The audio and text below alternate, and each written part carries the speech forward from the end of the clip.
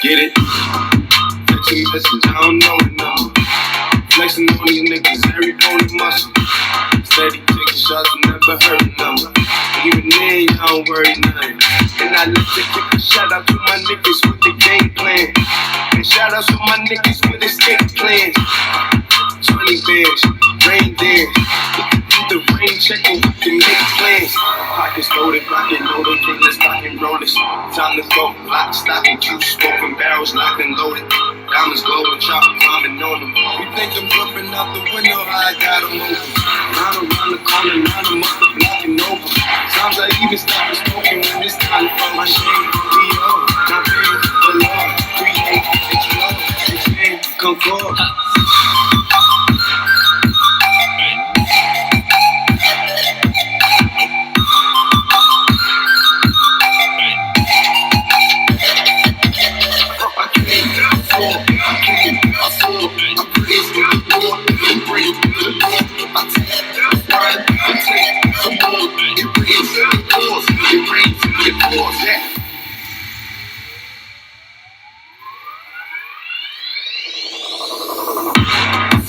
The pack, the loose, the hard, yeah, listen, the X, I beat the bars, gas snakes, the rats, the cats, the dogs, the games, attract, protect your heart, yeah, waiting in line, return, refine, the new design, it's time to shine, to shine, to shine, to shine, to shine, I hustle, I flex, the world is mine, so please, believe, allow, the crease, these niggas, disease, don't speak, we squeeze, I make the devil go weak, the knees, you hate, you're lame, you're lost, I came, I saw, I came, I saw, I praise the Lord, and break the law, I take what's mine, and take some more, it rains, it rains, it pours.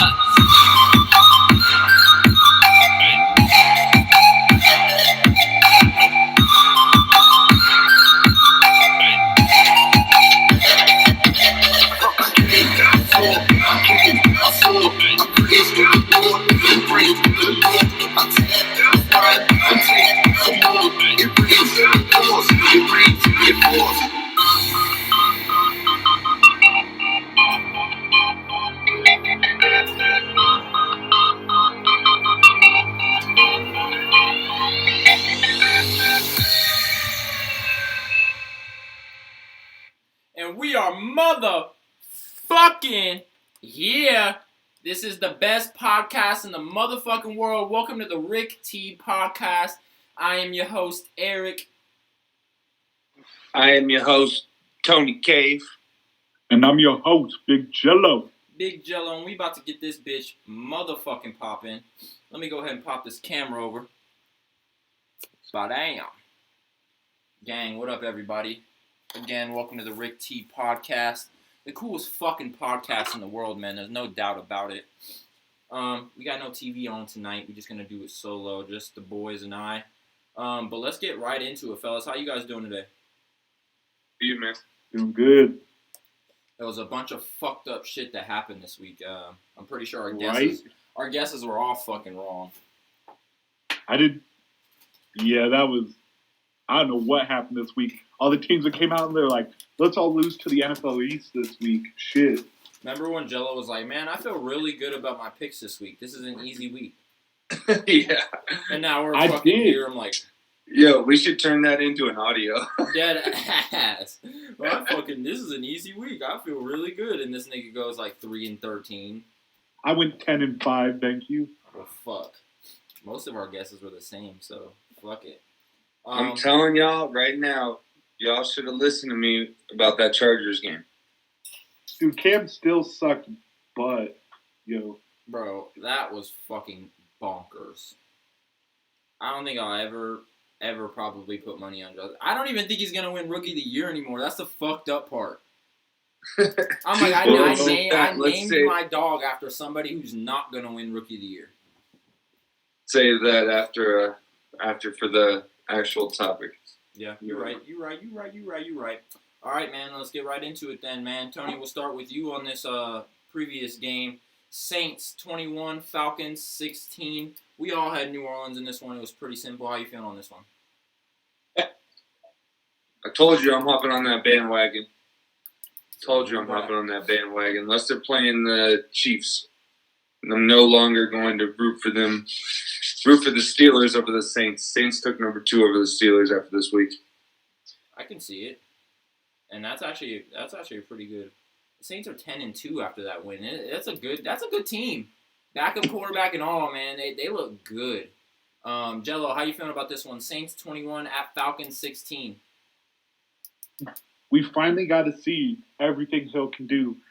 Man went 27 for 37, 232 yards. He threw 2 touchdowns, first passing touchdowns of all this shit.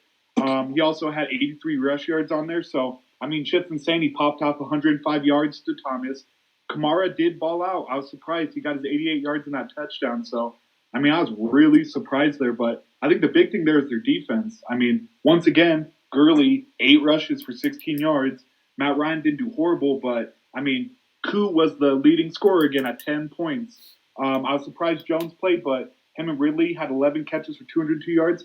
Shit was crazy, but now the fact that he's throwing touchdowns and throwing as well as he is, it could be lights out. And I know Breeze could possibly play this week, so we'll see if that actually happens. If not, I got faith in Hill, while our boy Winston's still eating dubs on the bench. So Jameis Winston is fucking. He's He needs to get the fuck out of the NFL for real. He's done. He's for real. legally blind. My boy legally blind. That shit has me weak. Saints 21, Falcons 16. I got a couple things to say about this. First of all, Jalen said, "Who dat?" and we will beat KC. Drew is not playing until playoffs. That's what I was about to ask. I don't think he's going to play, bro. He is fucked up. If he plays, he's the dumbest person alive. Their team is 10-2. Why would he need to play? Well, it's whether I don't know if they want this against KC as bad as they need to. I mean, they had a rough week this last week or whatever, but KC's still a monster. So if they have faith enough in their defense, I think Hill will play and they'll just sit Breeze. But I don't know for sure. Breeze is kind of the decision maker there at that point. So I guess we'll have to wait and see. I think it'll be day before if anything gets announced at that point. So I feel it. My second thing about it is I just picked up Taysom Hill in fantasy because Kyler Murray hasn't been playing too well. So playoffs about to come for us. So I was like, man, let me get a backup quarterback just in case. So that scared the shit out of me to hear you say that fucking Drew was coming back. I was like, no, not yet. Like, I don't need him to come back yet because by the time our fantasy shit's over, the season is going to be in playoffs. So if Drew comes back in playoffs, it is what it is. Jalen said he's not playing. We are 10 minutes into the podcast and Nightbot's on Jay's ass already. Like, stop spamming caps. This is your warning. Nightbot always be on Jalen's head. But Saints 21, Falcons 16. We all bet Saints, so I don't know. Michael Thomas had a decent game. Alvin Kamara had a decent game. Taysom Hill had a good game. But my thing is they only won 21-16 against a wounded-ass Falcons team. So just beat the Raiders 43-6. Man, also. They're not real. That was luck. I don't know what happened. They should check them for Pete's, like Will Fuller. Oh shit! I'm just fucking with you, but that was an easy game. It really wasn't nothing to really debate about. It was just too simple for the Saints. The next game, bro. Next game. Let's just wait on it.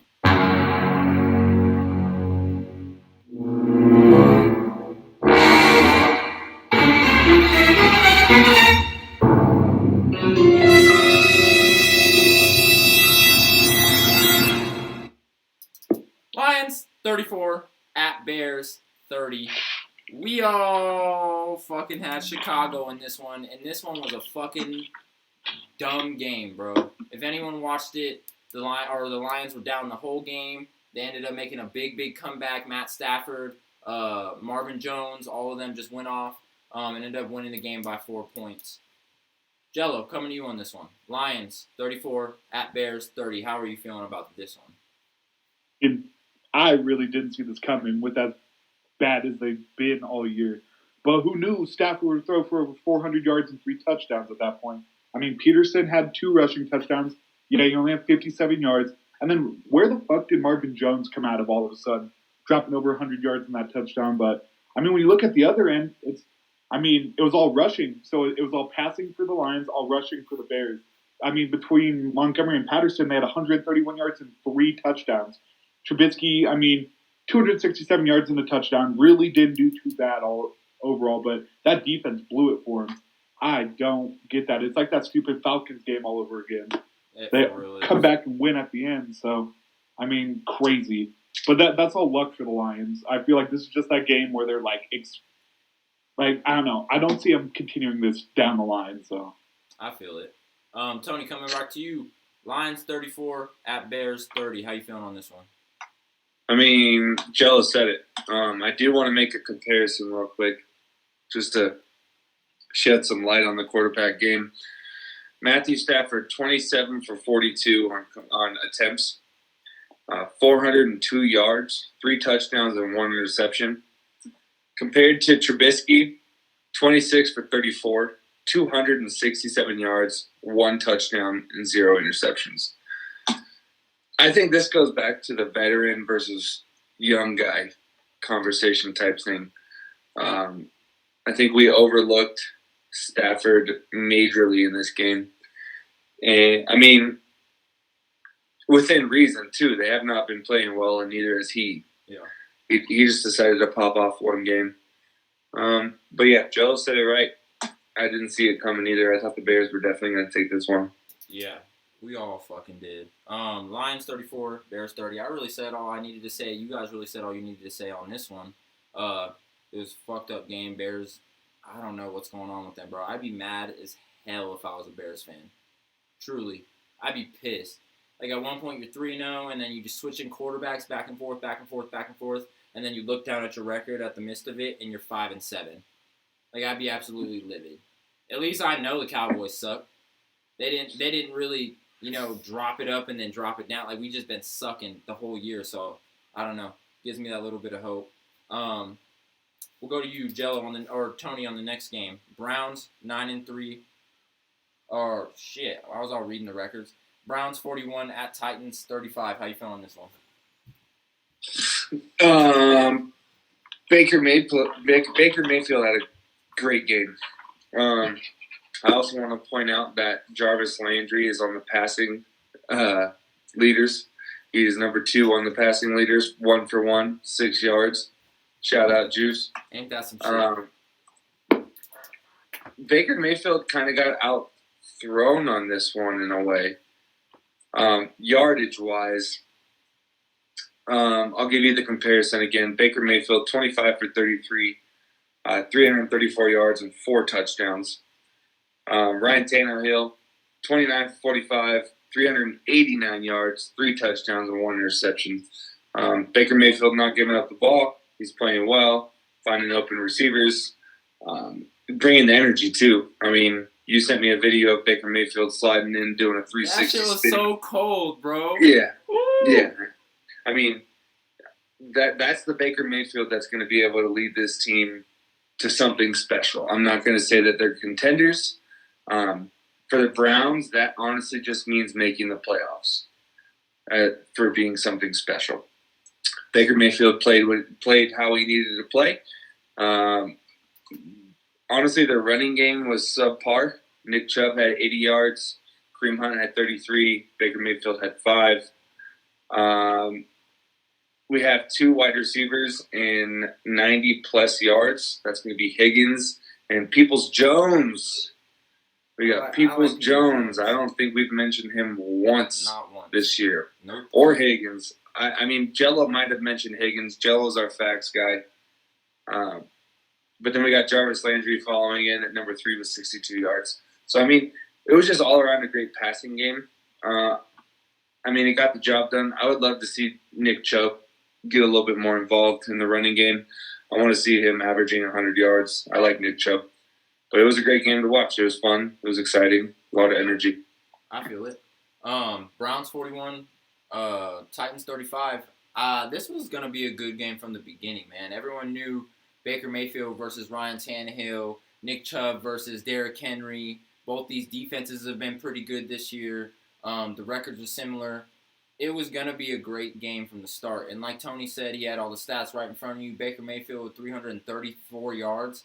That's a pretty good game from Baker. You know what I'm saying? Like, from what he does, that's a great game. And like you said, he had a swagger that whole game, the whole slide in. He was throwing at every target. I'm pretty sure, Jello, check me if I'm wrong, didn't he have a passing touchdown to an O-lineman?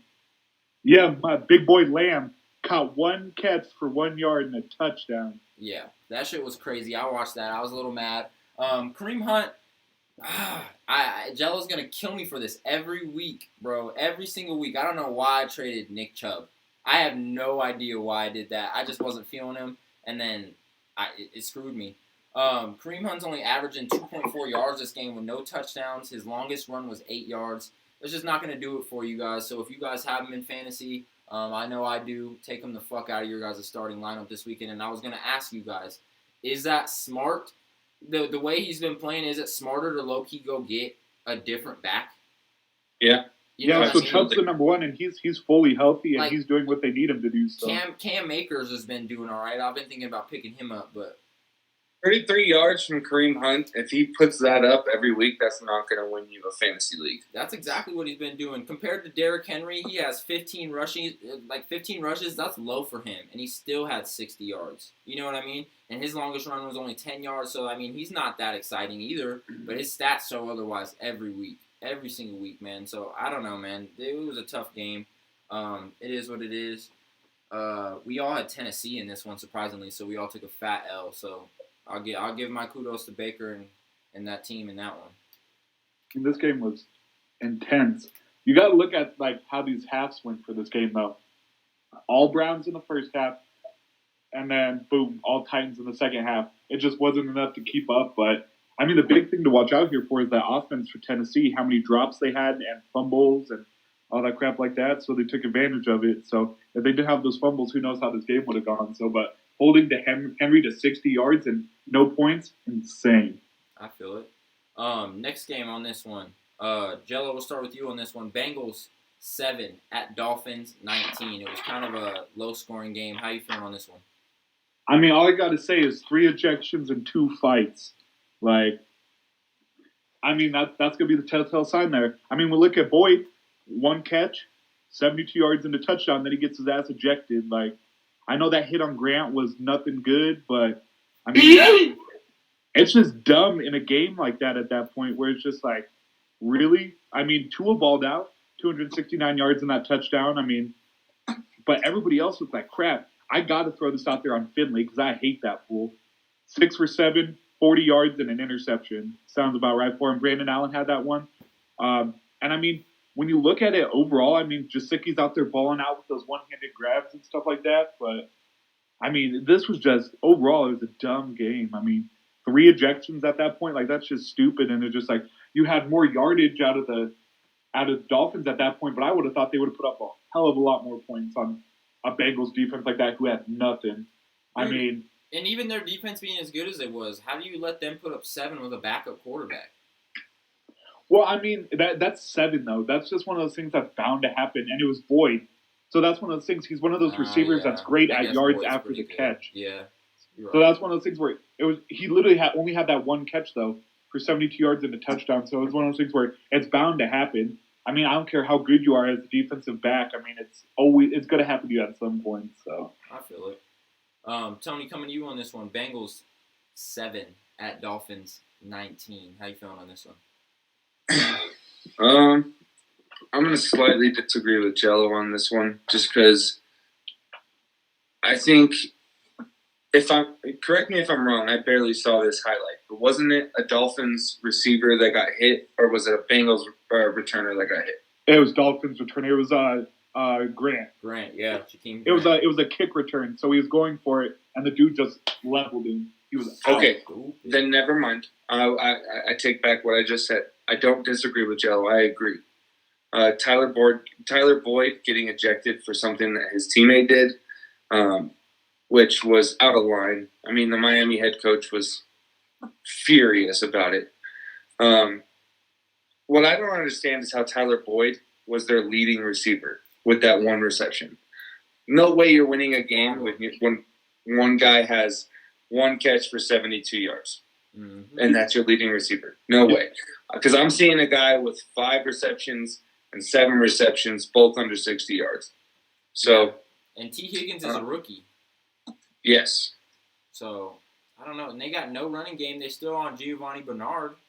He's only getting 30 yards. He's Kareem hunting it as a starter. Isn't that some shit? I don't know, man. Sorry, I didn't mean to interrupt you, but continue. Good. But yeah, like Jello said, Tua played pretty well. Almost 300 yards rushing. He had 296. Jello, I think he said 269. But 296. I was 296. Oh, great. Yeah, it's okay. Dyslexia happens to the best of us. But yeah, Myles Gaskin had 90 yards, but he had 21 carries. I think 21 carries for 90 yards is good. Decent. I mean, it's 4.3 yards a carry. You give it to him 3 times, first down. Boop. You know what I'm saying? That's decent for me. Shit, if you can add 3 runs into a first down, you're my running back. Yeah. You know what I'm saying? No, that makes sense. I was really sad to see Ahmed not play. I really like Ahmed. I think he's a cool running back to watch. But I mean, all in all, it was a boring game, like you said. Sure was, man. It was tough. Bengals 7, Dolphins 19. It was nothing that we didn't expect. But we all had Miami in this one, so we took a W, eating W's like Jameis Winston on the sideline. I don't know, man. I don't know. I'm going to check myself and I go ahead and apologize because Tua had a great game, and I didn't even think he was going to play. I was talking all on Saturday about Fitzmagic is the guy I think can lead this team and yada, yada, yada, and then Tua came in there and went fucking 66% completion rating, which is not bad, 97.8% QB rating, great. Almost 300 yards, perfect. But my problem with Tua is he only had 1 touchdown. I don't know. How do you have all those stats and have 1 touchdown? I'm only seeing 1 fumble from Gaskins, and that's it. So I see 1 turnover in this game. You know what I'm saying? So I think for him to impress me a little bit, he needs to throw or run or just go ahead and, conduct that offense and get into the end zone a little bit more. But I'll go ahead and check myself and give him his kudos for this week. But I'm watching you, motherfucker. I'm watching you. For real. Oh, man. This next game, bro, is fucked up.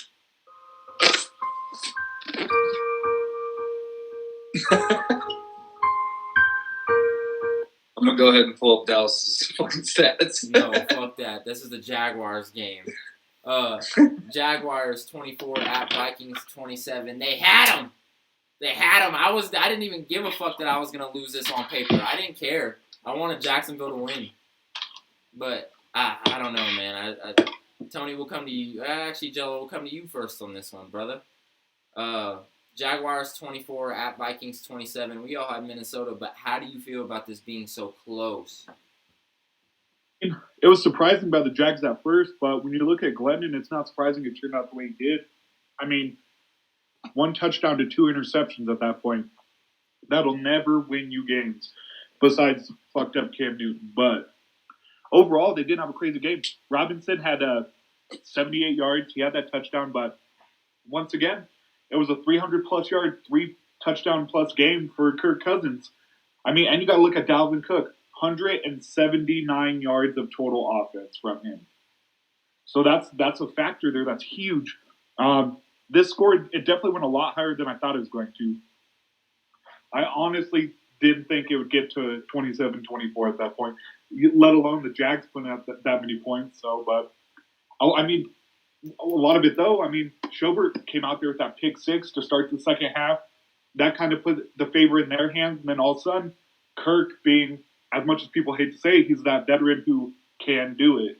Yeah. And he's shown it multiple times this year. So he came out, did what he needed to, dropped some nice-ass TDs to Thielen and Jefferson. And, I mean, between those 2 guys alone, at that point, you had 195 yards and 2 touchdowns out of those 2 guys. So, I mean, Vikings played good again. I'm not huge fans of their defense right now, letting the Jags drop 24 on them, but it'll be that. So I feel it, man. Tony, coming to you on this one. Jaguars 24 at Vikings 27. How you feeling? Coming into this week, I predicted that Dalvin Cook would have 200 yards from scrimmage. He had 179, like Jello said. However, I did say that he was going to score twice.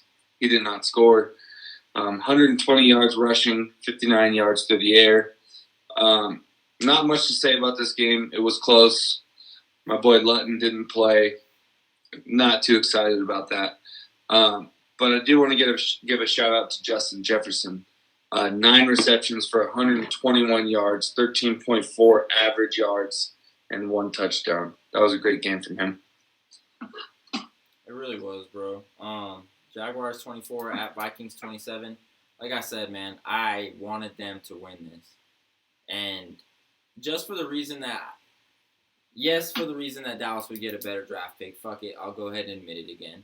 But for the reason that I feel like they deserved that one. Like, that was a tough-ass game. They fought for that. The same way I felt like the Jets should have fucking won. We'll get into that. We'll get into that in a little bit. But fuck, bro. Like, I really felt like this was the week of the underdogs, and no underdog won. It was just really fucking close. But fuck, man. Glennon didn't have a great game. 280 yards, but, bro, he had 1 touchdown and 2 interceptions. He was sacked twice. 73.5% quarterback rating, which is not horrible, but it's not great by any means. James Robinson, again, with a decent game, 18 rushes for 78 yards. I like him a lot. For an undrafted rookie, bro, he's going to get his fucking money. Give him 2 years, and that motherfucker going to get his money for sure, bro.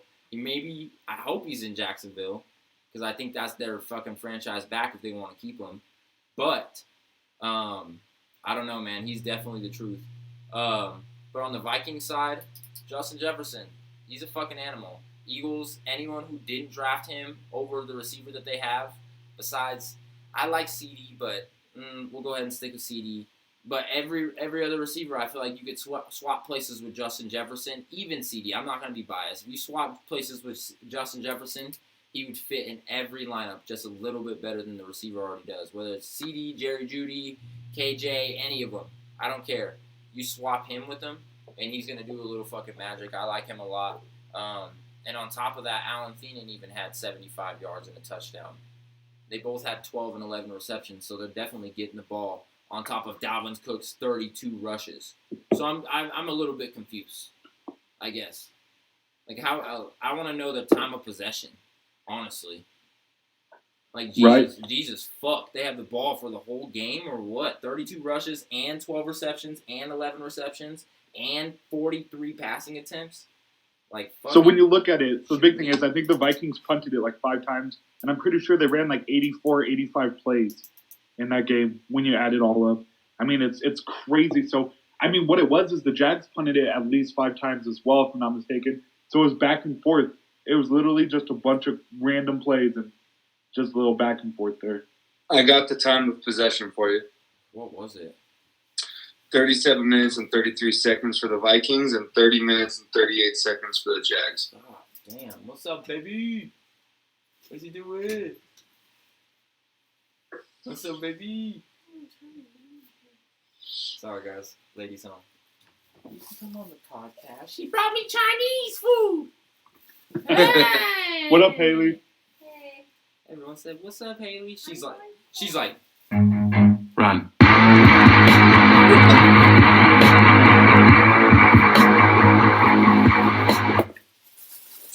she be trying to bounce out of here. But anyway, we all answered on that one, correct? Yes. So this next one, man.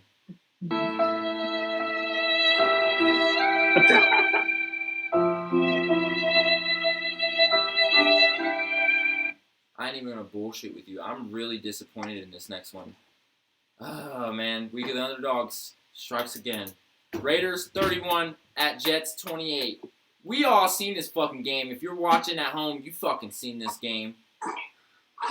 Oh my god, bro. Tony, I'll let you get into it first. What the fuck do you have to say about this one, bro? Raiders 31, Jets 28. First of all, I want to let you know dumb for saying on live podcast that the Jets should have won. They should have. No, they should not. Part of being a team is your defensive coordinator. And if your defensive coordinator calls a blitz, the players blitz. And when you're up by 5 points, you send a blitz on 3rd and 10 with 30 seconds left, and they air it out, and they go over the top of your head. Whose fault is that? Jello, am I right? 3rd and 10, or was it 4th and 10? It was 3rd and 8 or something like that. Yeah, something like that. It was 3rd down, right? Yeah. So you blitz on 3rd down with 30 seconds left, and then you get fired after the game, and then you, Eric Holmes Jr., have the audacity to say that the Jets should have won this game. Okay. No, sir. So let me correct myself. I think what they did after the game to the coach, they should have did before, and they would have won. That's fair. Anyone else? That's fair. Anyone else would have just asked Madden on that one. You know what I mean? Yeah, no, and I get it. But I do have another question. Who the fuck is Ty Johnson? So he was a draft pick last year for the Lions. I mean, he's a good running back, just overshadowed by Gore. But man's a baller. Dude, okay, so Frank Gore had 1 carry for 2 yards. Ty Johnson had 22 for 104. God damn. I had no clue who this man was before this game. Is he a fantasy swoop? He honestly is a low-key a fantasy swoop. Jello, don't do it, you dick. I need a running back. Don't be a fucking prick. Look at him go on pause because he's going to add him. Or check and see who has him. Oh, fucking Jello. No, but I do want to bring up the fact that the Jets didn't have one receiver over 50 yards. Jameson Crowder at 47. Denzel Mims at 40. Mims. Braxton Berrios, 33. Ryan Griffin, 31. And it just goes lower and lower and lower. But then let's go talk about the Raiders. The Raiders definitely won this game on paper. Derek Carr, 381 yards passing, 3 touchdowns, 1 interception. Dude, and a 97.9% quarterback rating. That's fucking beautiful. Yeah, he went 28 for 47. That's pretty darn good. But then you have a tied end with 200 yards receiving. Nuts. Darren Waller, 13 receptions, 200 yards, 15.4 average with 2 touchdowns.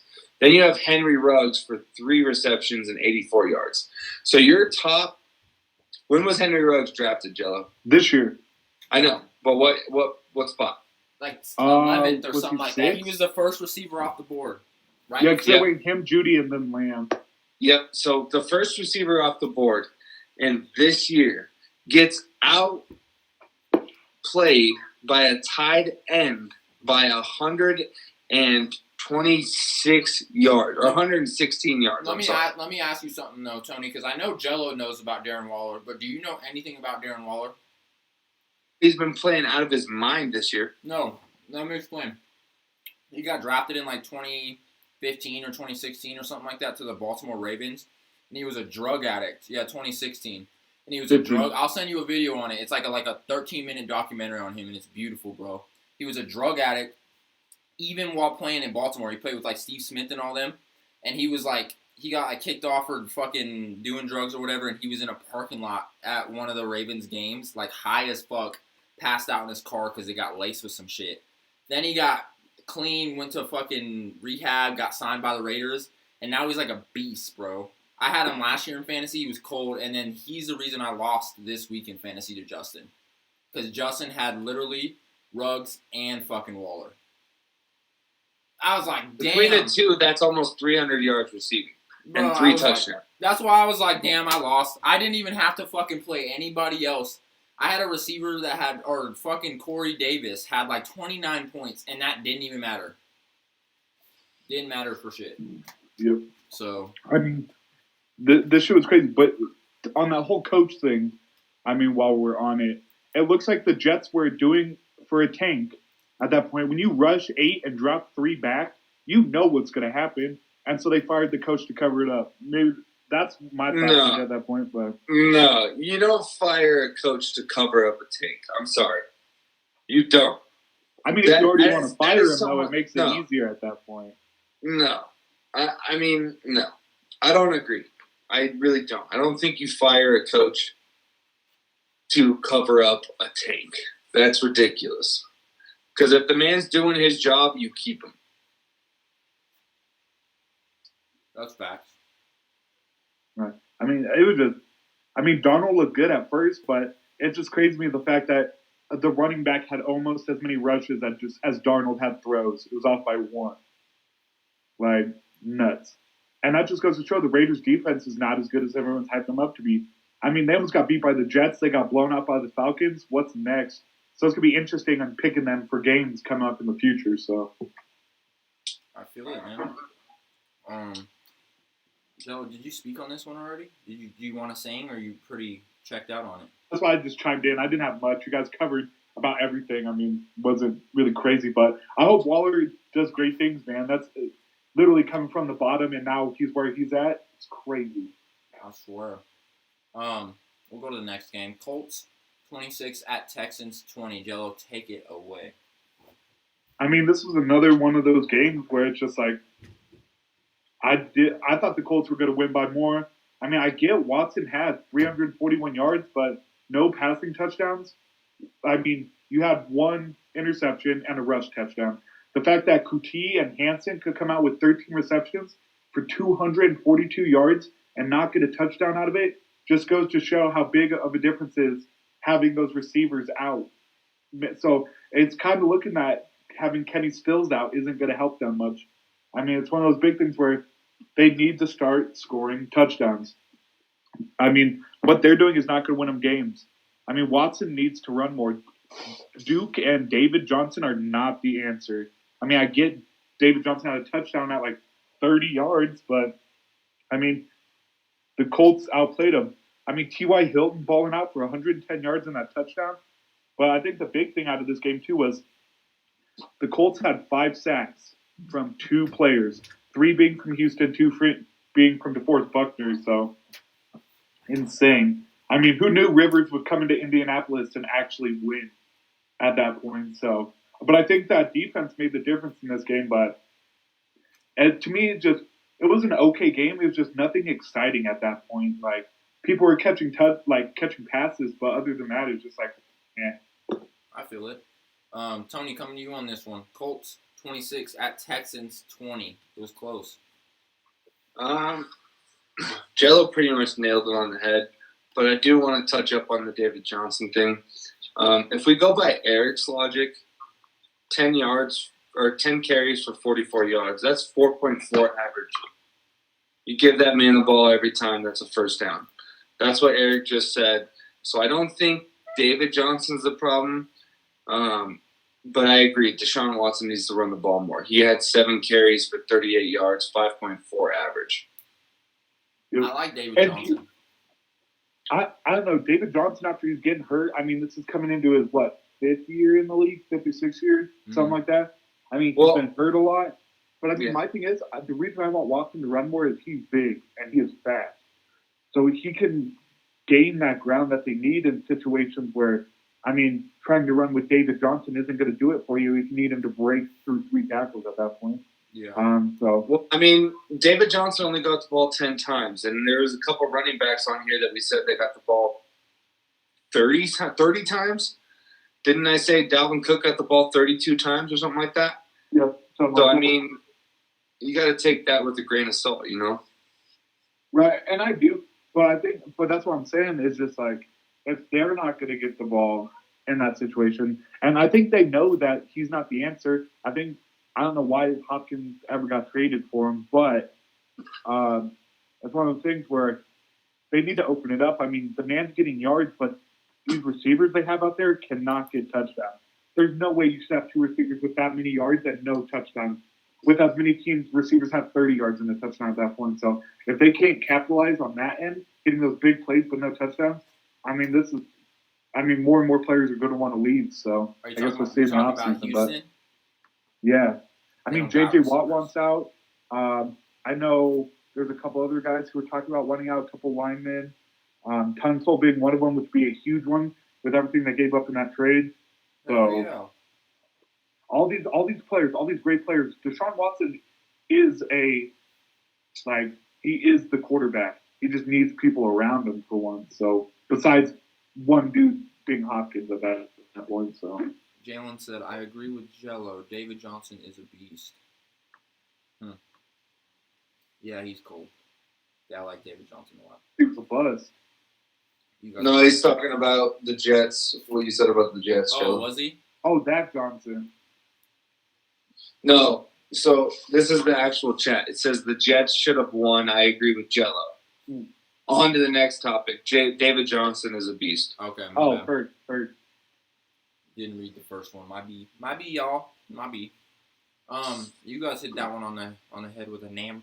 When you guys hit that on the head of the nail with a hammer, you know how hard that is to say. Say that shit. Say that shit. You hit the nail on the head. Hit the nail on the head with a hammer.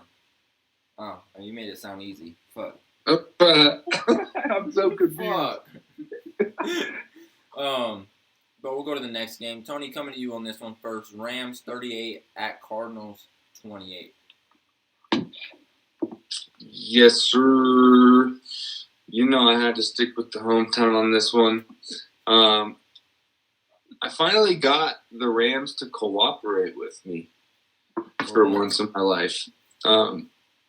Jared Goff, 37 for 47, 351 yards, 1 touchdown, 0 interceptions. Cam Akers had the majority of the carries with 21. Henderson had 3 for 49 yards, so that might change this week in my opinion. Henderson might get the ball a little bit more, but Cam Akers is doing pretty good.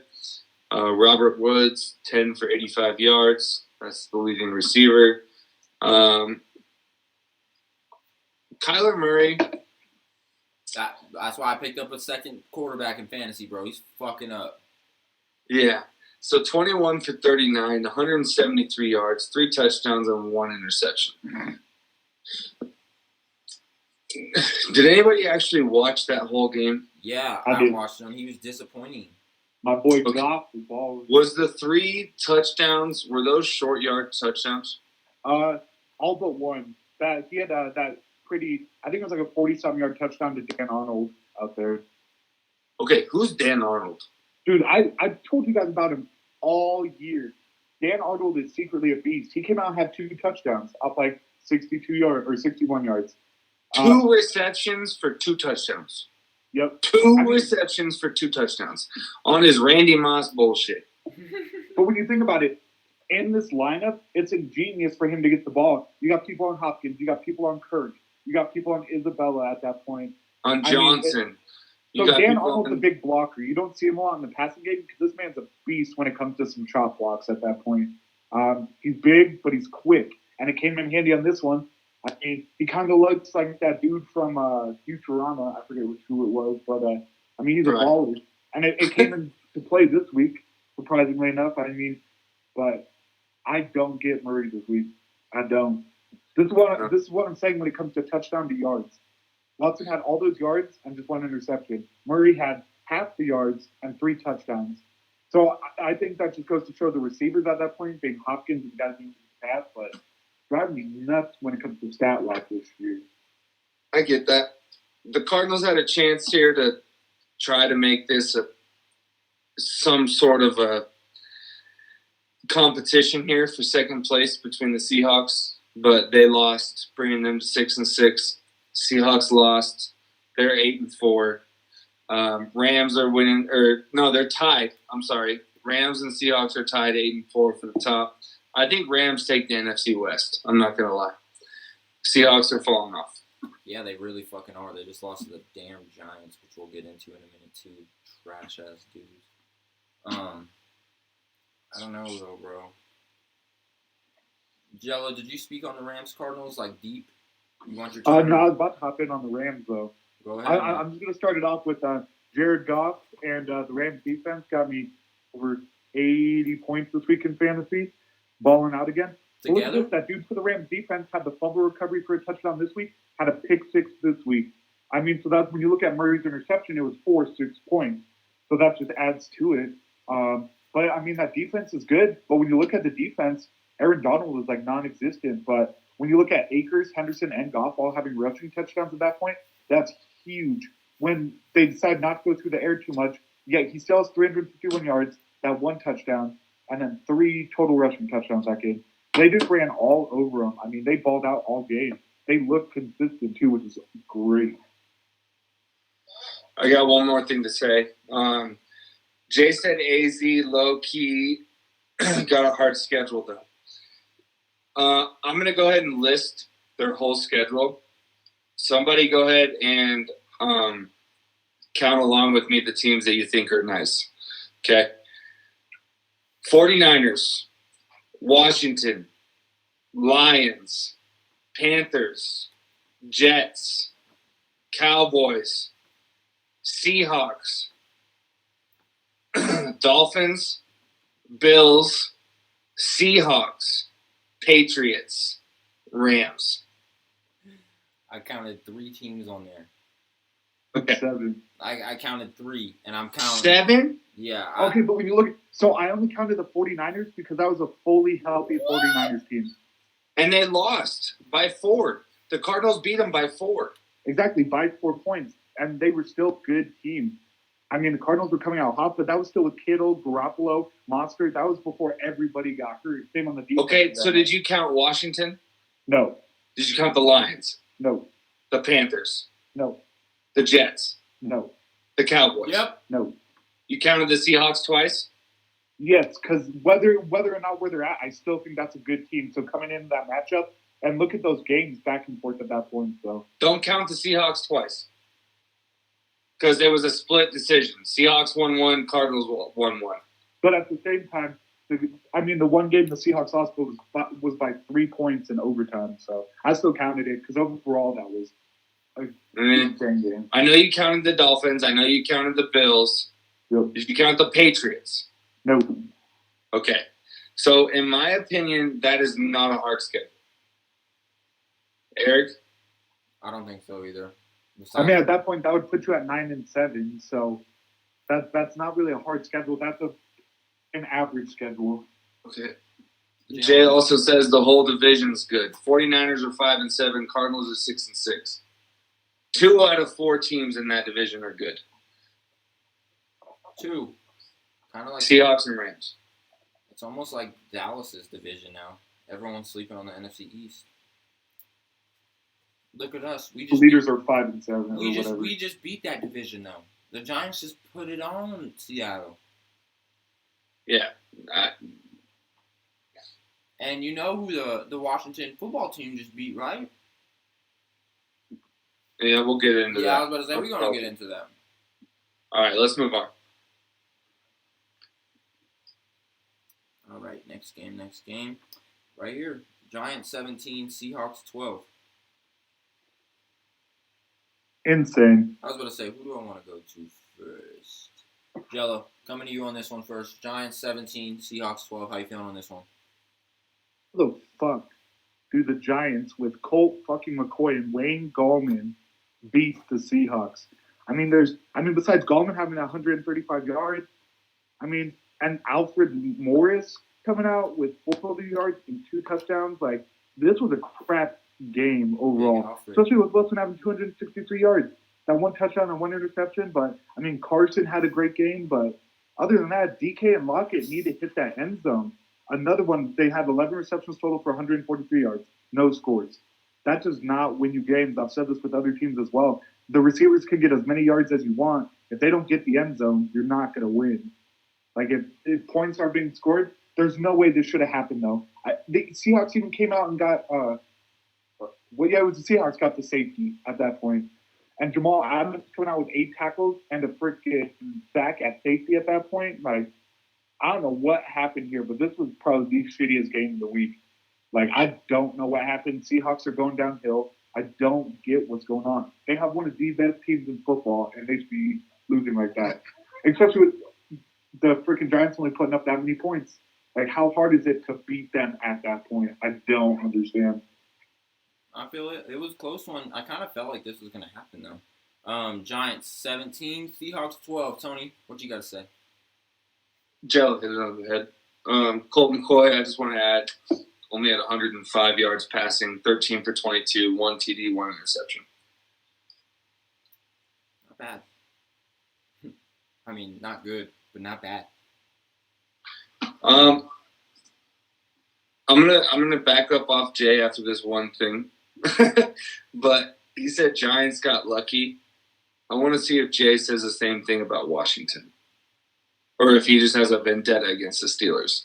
So we'll see. What if he just has a vendetta against shit teams? What if he just like has teams in his head that he just hates and he'll never like? It's okay if he says that. Then I'm just gonna take that answer.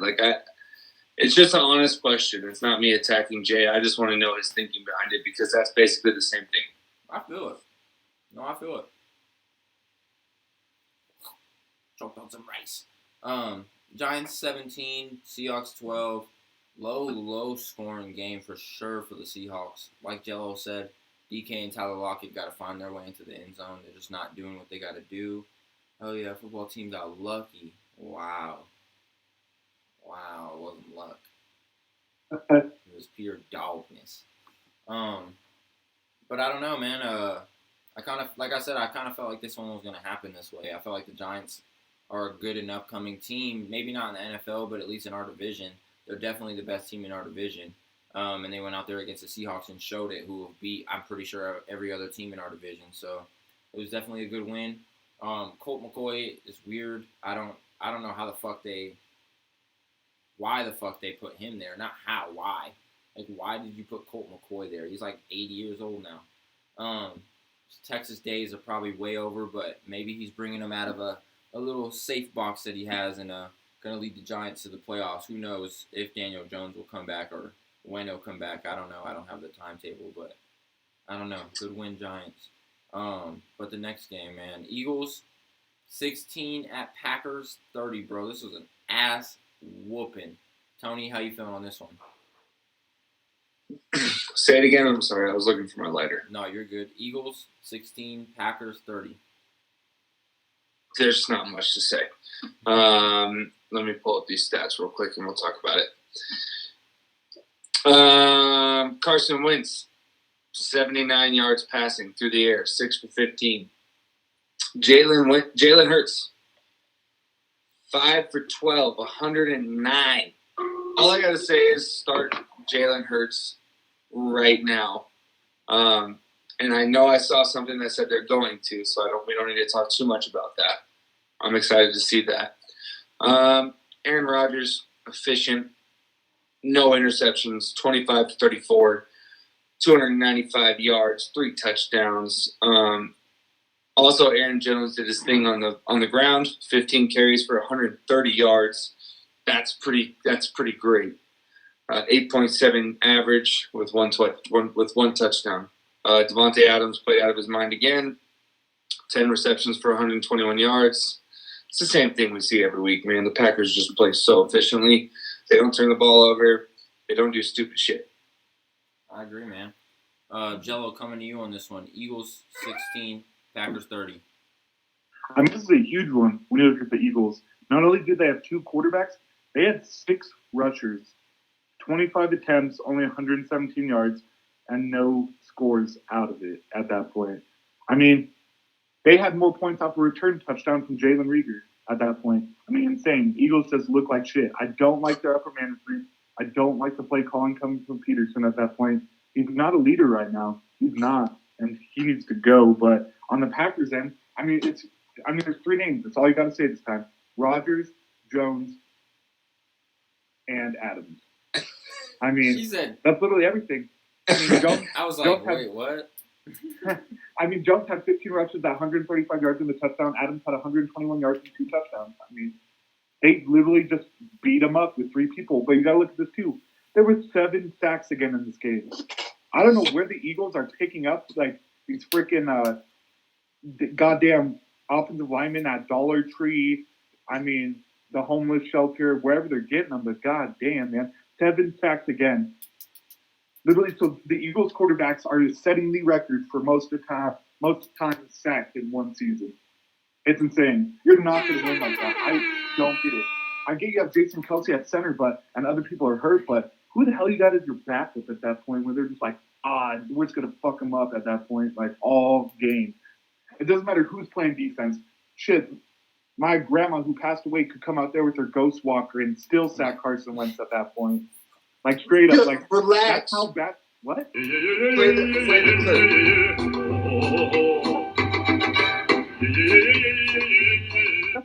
Just pretend like you didn't say that. No, I had to. That was the best description I could put for how bad that line is at that point. Where Casper could come in and beat up on them all game. Like, they can't do anything. They can't stop the rush. They can't help with the rush. Like, they can't do anything at that point. Yo, you did not just call your grandmama Casper. I found a nicer word for it, all right? Oh, But I mean, it's straight up. Like, you guys might think that's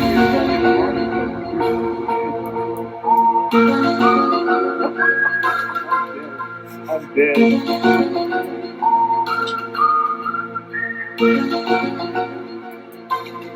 That's for all the Caspers out there. Straight up honest, though, man, the Eagles are awful. I don't get how they have as many wins as they do. They're worse than the Jets. Like, I don't understand it. Like, they have all those players and can't do shit. So when your leading receiver is a tight end every single week, there's an issue there. Bro, they're an embarrassment for sure. They need to get the out of here. For real, get out of here. That's my fucking least favorite team. I'm not even gonna front with you. I hate the Eagles with a passion, like with a true sick passion. I can't stand. You hate them over the the Washington football team? Yeah, I don't mind the Washington football team. I think, Man, I I think wish don't we could mind just them go because back to calling them the Redskins. the one name. The Redskins. Yeah, the bad word. What if Twitch muted me for saying that? They're like, no. They're like Dikembe coming in. No. I'd be pissed as fuck. But I don't know, man. I don't know what the fuck they're doing. It's like when we looked at the Vikings time of possession and their stats, it was like Dalvin Cook had 30, Justin Jefferson had 12, Alan Thielen had 11. It was like they had the ball for a lot of time. Kirk Cousins threw for like 46 times. It was ridiculous. But looking at the Eagles' offense, bro, Jalen Hurts and Carson Wentz threw for less than 16 attempts apiece. Miles Sanders only rushed for 10 times and got 31 yards, and that was their leading rusher. So I'm just confused on where the fuck like the ball was. Like, did the Packers have the ball the whole fucking time? Must have. 34 attempts, 15, 12, 10. Not bad. You said the Packers? Yeah, I'm looking at the Packers right now. They must have just had the ball a lot in this bitch because, I don't know. I can pull that up for you right now. The Eagles just don't have nothing, bro. Yeah, check the time of possession for sure. When you think about it, like outside of time of possession, if the Eagles are just going 3 and out and the Packers are just having those longer plays, the plays could add up, but it's about even. Yeah, it's about even, like Joel just said. 31.39 for the Packers, 28.21 for the Eagles. That makes the Eagles look so fucking bad. Very true. So bad, bro. But shit, we'll get into the next one on this page. I don't even want to talk about this one for real. Tony, go ahead and take it away, man. Patriots 45, Chargers nothing. Y'all, Oh, y'all should fucking listen to me. What the fuck? I told y'all. Let me read off a few stats here. If I can find them. There it is. Fucking A. 45-0. Y'all took the Chargers. Jello is right. Cam Newton did not do jack shit. I was just looking at that too. I was like, he didn't really do shit. He threw the ball 19 times, but he completed 12 of those passes for 69 yards. And he still only had an 87.4 quarterback rating. Like, that's not good. He had 2 rushing touchdowns. Jalen Yeah, he had 2 rushing touchdowns. But I mean, when you have a mobile quarterback like that,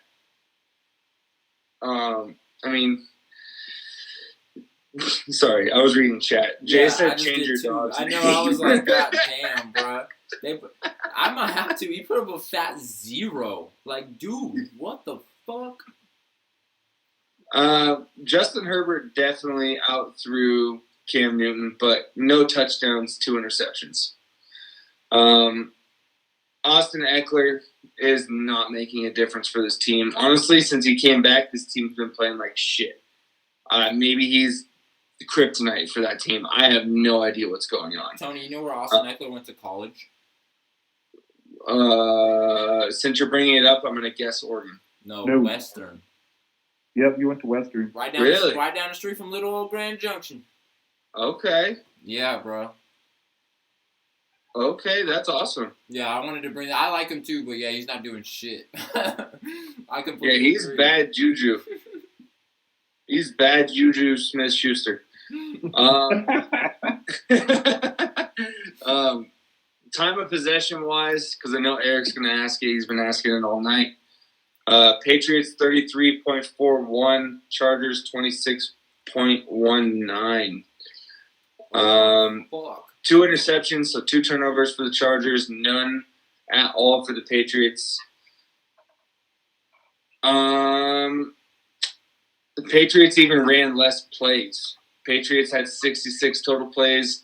Chargers had 71, with a fat goose egg for a score to show for it.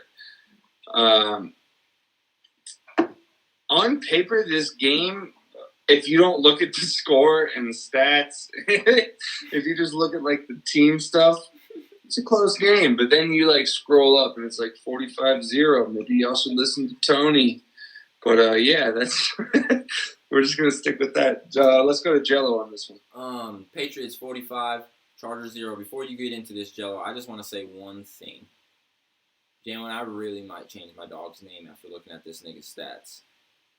Oh my fucking god. But yeah, Jello, go ahead and get into it. Patriots 45, Chargers 0. I mean, in the end of the thing, this came down to play calling. So this is for Belichick. I mean, I hate the man, but play calling was there. Cam Newton still looked like ass. They still brought in Jarrett Stidham, who had just as many yards at him at that point. I mean, they combined for 130 yards and 2 touchdowns. Like, Just to add on that, you know Belichick isn't the one calling those, right? Or at least Belichick Sr. It's his son. no, Yeah, I was well, gonna say I it's know. his I mean, son. they're all calling their different plays, but I mean, a lot of it's coming from him. As much as I hate to say it, the education-wise and how you're going to call this or that Yeah. comes from him at that point. No, absolutely. But I It's think just the his big one son is making too is, great calls. Did you Right. hear what Belichick said about his son after the game? They're like, Nah. they're like, Bill, how do you feel about your son? He was like, he made a couple good calls and then walked off. And That was he- a few weeks ago. Was it? I just Yeah, that seen was it like- the other day, and I was like, no way he just didn't give him credit for a 45-0 win. Well, yeah, his son's out there with a big-ass mullet, too. He's the defensive backs coach. Yeah. So he's at that point. So, but I mean, the big thing is old Zaleski for the Patriots had a return touchdown as well. First week all year, this has happened twice with any teams, those return touchdowns. But what the fuck, Chargers? How do you come out and lose to the 45-0 to the Pats? Like the boo-boo ass Patriots. I don't get it. It must have. Like And the they were at Patriots have home. they have I no mean, hold coaches on. on their team, not one. They were There's at Hold no on. coaches. Oh my Hold on. The God. Chargers are 3-9. The Pats are 6-6. Yes, but when you look at how the Patriots have played, I mean, they barely beat the Giants. It's another one of those teams, though, where the Pats have had an easy-ass schedule, too, overall. But as bad as they are, like, if they played any better team, they wouldn't win. And that's what's going to keep coming up this week, so. So I take the easy ass schedule thing with a grain of salt. That's the second time I've used that sentence. I take that with a grain of salt because this is the third week in a row I'm going to say this. Right, Eric? Any given Sunday. Any given Sunday. Washington beating the Steelers is my example. Oh my God, bro. So, Yep. I don't know. It was good. Patriots 45, Chargers 0. I'm just looking at some tweets right now from a couple reporters. And I see actually a really good one that I want to bring up. And it said, the Chargers opened to pick 'em for next Sunday's game against Atlanta at SoFi. Which is actually a good point because both teams now suck dick. Both teams now really suck. You know what I mean? So it's like, that is like a really good pick'em game because it could go either way with that one. Matt Ryan versus Justin Herbert. They're both great quarterbacks. They both have bad weeks all the time. They have talent around them, but don't really know how to connect the pieces. Both running backs are struggling / hurt. Both receivers are big names, not really doing shit. Defenses are horrible. Like, I'm telling you, that was a great tweet that I just seen by Jeff Miller. Shout out Jeff Miller. Probably watching this right now from, Miami, Florida. Thanks, Jeff. But I don't know. Nothing much to say about it, bro. 45-0, bro. And like I said, it's embarrassing to look at Justin Herbert's stats, man, because this man literally threw 56 times. And I understand it because they were down 45-0 at one point, so you got to throw the ball. But my thing is he only complete 26 of them, which makes it embarrassed. Like you should be like embarrassed as shit. You should have kept your hair long or something, bro. 209 yards, not bad, but with that passer rating and quarterback rating, bro, it's bad. Finished under 50% quarterback rating and 50% completion rating, both. And no touchdowns, 2 interceptions, and sacked 3 times for a loss of 21 yards for total. It's embarrassing, man. My dog's name is Rookie after Justin Herbert, a.k.a. Rookie of the Year. But after this game, man, it could go to Justin Jefferson for being in the Randy Moss Club. It could go to a bunch of other rookies that are balling out. You know what I'm saying? It's weird, bro. Like, I don't know, man. I don't really have much to say about it. Like I said, it brings up a pickup game for next Sunday. But it'll be a good one. Patriots, good dub. I'll give it to you. Next game, I'm taking this one first because both of you guys are Broncos fans. Broncos 16 at Chiefs 22. Great motherfucking game, Denver. I will give it to Denver the whole fucking time. They went the fuck off, bro. They went the fuck off. That team was playing hard. That defense was hitting. They were getting the ball out. They're making turnovers. I was loving that game. I was loving what I was seeing. They had the Chiefs actually on their toes. That fucking play with Tyreek Hill was crazy. I fell asleep at that point, but bro, I woke up to a bunch of replays and all kinds of shit. But it was ridiculous. They should have challenged it, but they didn't. And I don't really have much to say about it. Chiefs won. We all expected it, but it was a great game. One thing I do want to ask you guys is, did you guys hear anything on why Clyde Edwards-Helaire didn't play at all? Illness. He was sick? Yeah. Okay, I thought he was like in trouble or some shit. I was like, damn, already? This dude is bust. But I didn't know. So he cleared fever before the game, apparently. But I mean, there's a pandemic going on, so they gotta tread lightly. Yep. So Jalen said, Sean Payton's a better coach than Bill Belichick. Nah, I'm just playing. I was about to say, you're crazy as fuck. And then he said, about time they showed up. I thought he said showered up. I was like, what? But I agree, bro. Denver showed the fuck up. That's one thing that Jalen's like you, Tony. He's a man of his word. So, shit, he's been talking shit about Denver for like the last 6 weeks. He said it's about time they showed up. Like, dead ass. It was a great game to watch. I was hype as fuck for that game. I wanted Denver to pull that one out. Week of the Underdogs. I should have named this episode this. Week of the Underdogs. But none of the underdogs won, so I couldn't. Lies. Two did. Yeah. They're not really underdogs in my books, but hey. Washington over the Steelers isn't an underdog. And Giants over the Seahawks. Okay, so let me explain this before you guys get on my head. I'm not gonna say that Washington over the Steelers isn't an underdog win because it is. Everyone expects the Steelers to win, even us, because of the record. But let's all admit, I will say the Steelers' defense is good, but they were the worst 11-0 team I've ever fucking seen in my life. And I've seen very few. But they were horrible. That's an argument for another episode. But that's what I'm saying right now, though. Like, the Bills are 9-3, and I think the Bills have been better than the Steelers all year. Consistently. I don't know. Not true. We'll see when it comes to playoffs, man. That's where it all shines. There was a few weeks where Josh Allen had like some off weeks. 20 points in our fantasy league. Yeah, you're right. But I'll kick it to you, Tony, on this one. Broncos 16 at Chiefs 22. I mean, really, you said it all. It was fun to watch, especially as a Broncos fan. Losing to 6-13 the best, maybe second best. There's a debate going on, but one of the best teams in the NFL. It was heartbreaking, but we showed some fight. It was pretty fun. Shout out Melvin Gordon. 15 carries for 131 yards, 8.7 average. I've been saying it for 2 weeks now. I think we should start Melvin Gordon over Philip Lindsay. Start giving him the ball a little bit more until he's proven guilty in court for his DUI. There's not much else to say on the Broncos side of things.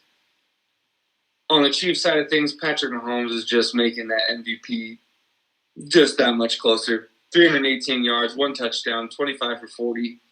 Le'Veon Bell was the leading rusher since Edwards-Helaire was out. He only had 40 yards. Travis Kelce, 136 yards. Dude played out of his mind. Tyreek Hill probably should have had 100 yards. Chiefs didn't challenge it. We probably should have lost by a little more than 6 if they would have thrown the challenge flag on that. It was a fun game to watch, though. Denver's defense showed up. Definitely was, bro. Jello, kicking it to you. Broncos 16 at Chiefs 22. All right, so I'm going to throw this out here. This is kind of like the power for this game. It's how the Broncos could have won or lost this game in the end. Drew Lock had 2 touchdowns to Tim Patrick. Could have won you that game. He threw 2 interceptions. Could have lost you that game. Coming from Tyrann Mathieu getting both of those interceptions, who knows how that could have been without that at that point. You times that all together, I mean, you add it all together, you got 6, the point differential at that point. It's the difference maker there. As I love watching Drew Lock play, and we could have won this game. You take those interceptions out of there, you take if it didn't happen every week, it wouldn't bother me as much.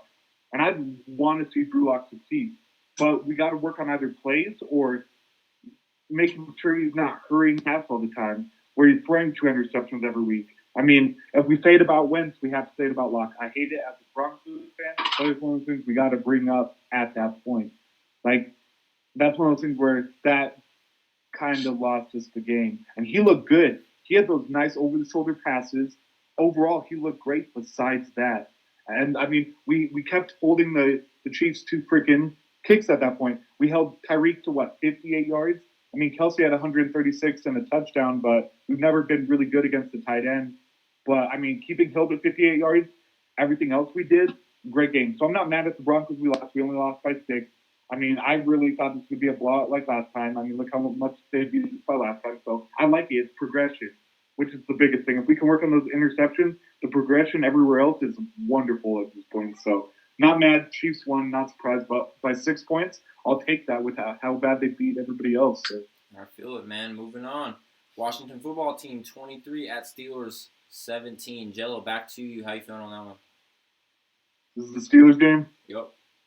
I mean, woo, I got to say this. I'm going to say it every time. I said I would. I'm going to keep going with it. Steelers defense is good. Offense, so much.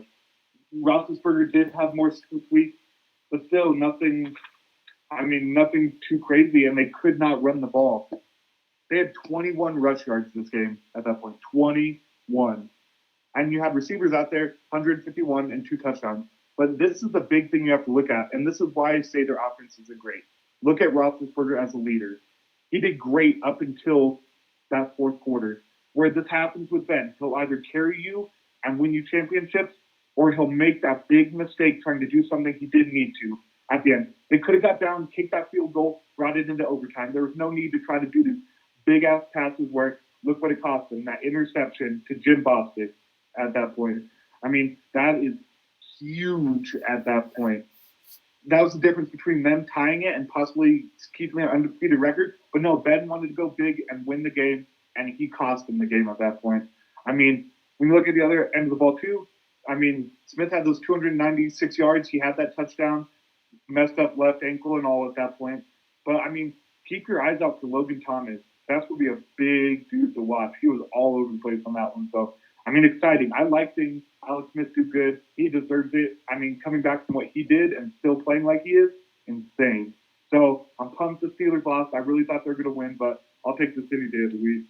No, I feel that 100%. Tony, kicking it to you. Washington football team 23, Steelers 17. This game pissed me off. I don't know how I'm supposed to argue with Jello on this one this week. Jello and I have been going back and forth.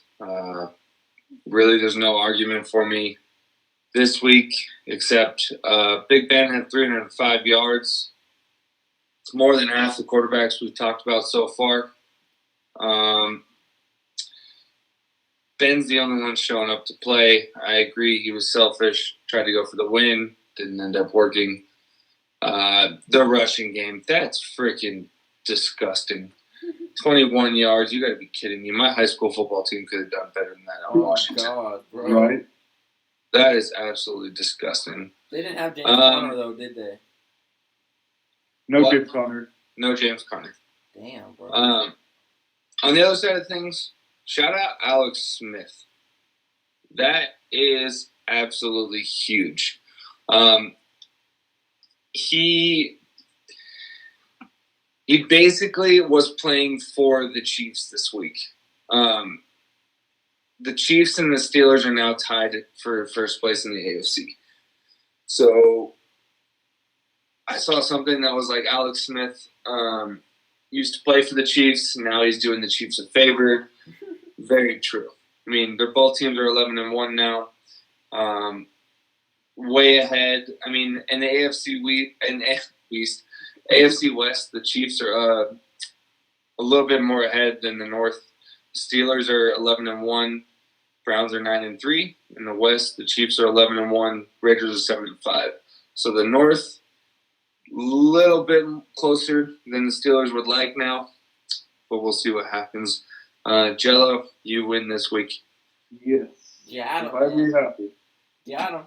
Football team 23, Steelers 17. Like I said, man, Washington, I won't say they're not an underdog because they definitely were in this game, but I will say the Steelers are the worst 11-0 team I've ever seen. And I'm a football fanatic. Jalen said, I agree, Jello. And back to the Broncos game, he said, lock his fucking ass. Which, hey, he's been feeling that week for weeks, so we'll see how that one plays out. Next game, man, this was a good one. This was a real good one. Score says a little different, but if you were watching it, you'll say otherwise. Tony, coming to you on this one. Bills 34 at 49ers 24. How you feeling on this one? I think it should have been a lot more lopsided than this. But then again, I have said in the past couple of weeks that the Niners, even with all the injuries, are a sleeper team. I think that was part of the issue is the Bills came out slow in that first quarter. They had no touchdowns. San Francisco had one. And then the Bills kind of got a reality check. In the second quarter, the Bills came out and put up 17. And then in the third quarter, it was 10 points a pop. Fourth quarter, 7 points a pop. So it was really that second quarter that was the big difference maker there. Josh Allen with 375 yards, 4 touchdowns, made me lose fantasy this week. Not going to talk about it. Really pissed about it. Damn, you lost to Ian? Yeah. Yeah. But, I mean, I'm already out of the playoffs. It wasn't a big deal. I feel it. Yeah. Nick Mullins, 316 yards, 3 touchdowns, 2 interceptions. That's a little too close for comfort when it comes down to your touchdown-interception ratio. One thing I want to talk about is time of possession. Bills almost had 10 more minutes. Bills were off a 10-minute increment by 4 seconds. So the Bills had the ball for 34 minutes at 58 seconds. The Niners had the ball for 25 minutes and 2 seconds. God damn. Yeah. So time of possession was a huge factor in that game for why the Bills came out on top by 10 points. Definitely an interesting game. I feel like I've been taking the player stats away from Jello, so I'm going to let Jello talk about the player stats on that one. I mean, this is one of those things that when you look at the score, how many of those Niners points were garbage time points at that point? I mean, that's the big thing when you look at. When you're up by that much, you're not going to care if they score another touchdown. To the players, it's not really about the score. It's just getting that win. So that's a big thing there. But Mullins having those 2 interceptions is huge when you look at it. When yards are pretty similar. I mean, Allen had 4 touchdowns. Mullins had 3. But once again, those interceptions, that's what's going to cost you the game at that point. And I mean, I got to give a shout out to Beasley at that point. Oh, Man yeah. dropping 130 yards and a touchdown. Doing better than he ever did for the Cowboys. Just to throw that one out there. And Diggs had 92 yards as well. So those two guys together had 19 receptions out of 32. So, I mean, they're getting the receivers who need the ball, and that's what's going to keep them winning. So I like this team, though. People hate on that defense because of the whole DeAndre Hopkins thing. But Poyer, Tre'Davious White, all those guys out there are great. Having Micah Hyde back there, I like this. They had Matt Milano back this week, and they're leading their defense. I mean, Bills are going to get what they deserve, and I mean, I think they're going to go far. I think they're going to AFC Championship. I think it's me, them, and the Chiefs at this point. So I agree. I can see because that. that team over the Steelers, I'll take any day of the week. Because you take away Big Ben being able to throw whatsoever with the defensive backs they do, and how bad Juju's been this year, and how inconsistent a lot of the receivers are. I think the Bills could take it. So it's going to get interesting. I think it's going to really come down to Saints, Packers, Bills, Chiefs. I'm going to call it now. I think that's how this one's going to roll. So Oof. That'll be a good one for sure, bro. I got the shit kicked out of me in fantasy looking back at it. Bills 34, 49ers 24. Like Tony and you said, I agree with Tony on the fact that the 49ers are definitely a sleeper team. They can come out here and compete with the best. They were in the Super Bowl recently for a reason. You know what I mean? They don't just go to the Super Bowl for a fluke unless you're the Eagles. You know what I'm saying? But they're definitely a sleeper team. They're probably not going to make it into the playoffs this year with the way that the injuries happen for them and the way that division is going for them. It's really good. But I don't know, man. I wouldn't count them out for next year and a couple years after this. They have the coaching staff. They have the players. If they can get their players healthy enough to stay healthy, I think they'll definitely be a team to be reckoned with. But like Jello said, this Bills team is crazy, bro. It's crazy. I could see this Bills team knocking off the Steelers and meeting the Chiefs in the AFC Championship easily. And I can see that game just battling back and forth until whoever has the ball last, really. So, I don't know, man. The Bills are definitely a team to not fuck with. And I would probably put my money on them the rest of the season. I don't really care who they play. They're just in playoff mode already. But we'll go ahead and go on to the next one, which is going to hurt my fucking heart. Cowboys 17 at Ravens 34. I'll go ahead and start it. Man, I don't know. I didn't really have hope in this one. I kind of wanted to lose for the draft pick. But still, it sucks seeing how bad our defense is, dude. Like, our defense is so bad. We're 32nd in all categories. And then going out there and, like, watching them just run right up the middle on us, and Van Der Esch is, like, spinning in circles and shit. Like, it's embarrassing. I literally feel stupid being a Dallas fan. So I don't really got much to say about it. We definitely need Dak back, and then we'll see what the fuck happens. We'll still probably be ass, but there's definitely a lot of pieces that need to be fixed on the Dallas team. The Ravens are a good team. They definitely showed their dominance in the running game again. I think they had like 300 yards rushing or some shit like that. It's 264. Like, yeah, like that's fucking ridiculous. It's like 3 out of the 6 highest rushing games this year are on Dallas. Like, our defense is so bad, bro. It's so bad, bro. So I don't really have much to say about it. I don't know. We're tanking. It is what it is. Jello, coming to you on this one. Cowboys 17 at Ravens 34. I mean, just that rushing, I mean, that's just big there.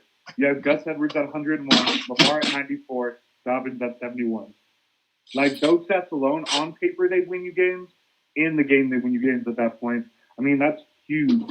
I mean, Lamar only had 107 passing yards for 2 touchdowns, but when you look at the passes he completed, it's a sign. Like, it looks good. For Lamar, that is great, and that's what I said down the line. Is like, I want to see him do good, but he needs to figure out how to change it up, and he did this week, and it worked. So he started throwing, made him think he was going to throw, and boom, running for touchdowns at that point. So, I mean, when you look at the end of the ball, though, I mean, Dalton had 285 yards and 2 touchdowns.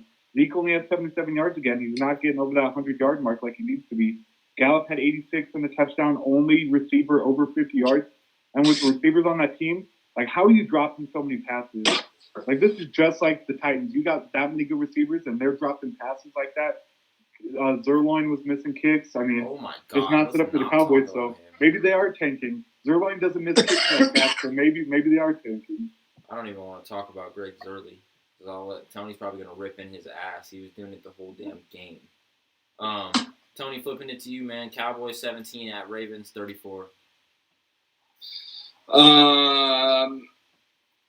You know that. So here's the thing.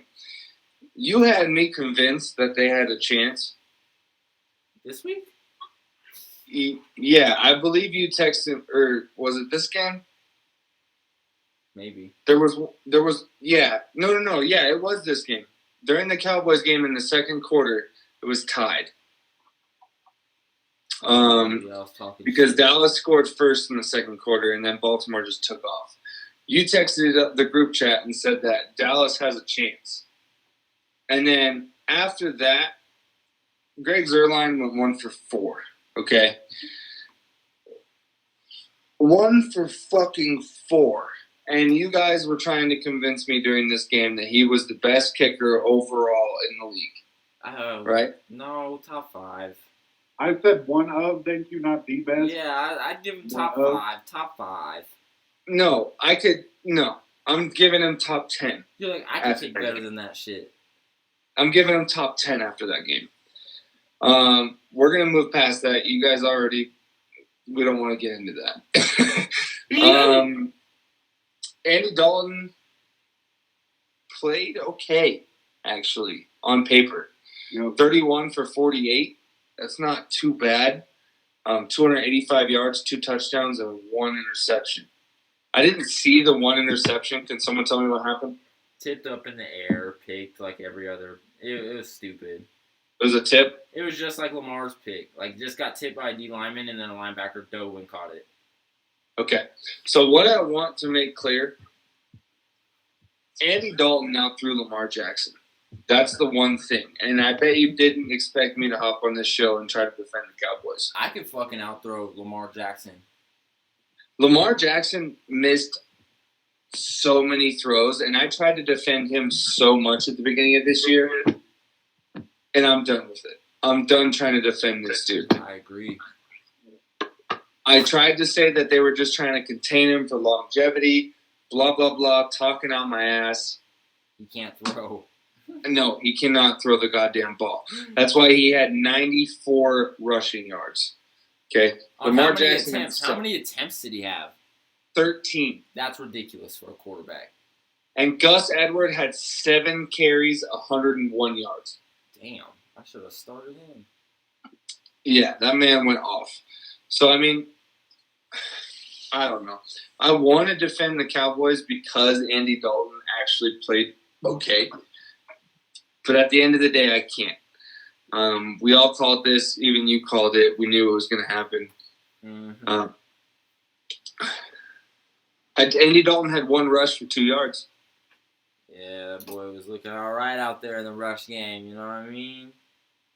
Amari Cooper, 1 rush for 10. Tony Pollard, 8 for 22. Ezekiel Elliott. I want to touch base on that real quick, and then I will move on. I want to see him get the ball more. He only got the ball 18 times, and he had 77 yards for an average of 4.3. So I think they're starting to figure out their run game. I want to see him actually use it. Yeah, no, I feel that completely. Whatever. Sorry, I was reading something.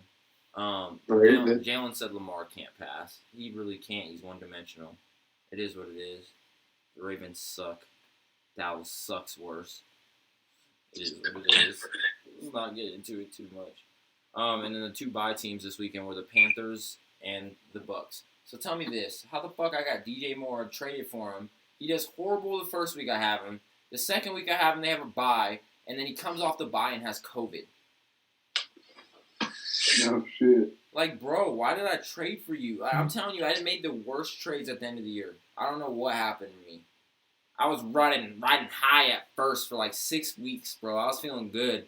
And then traded my whole damn team like a dummy. And now look at me. I'm behind Jello now.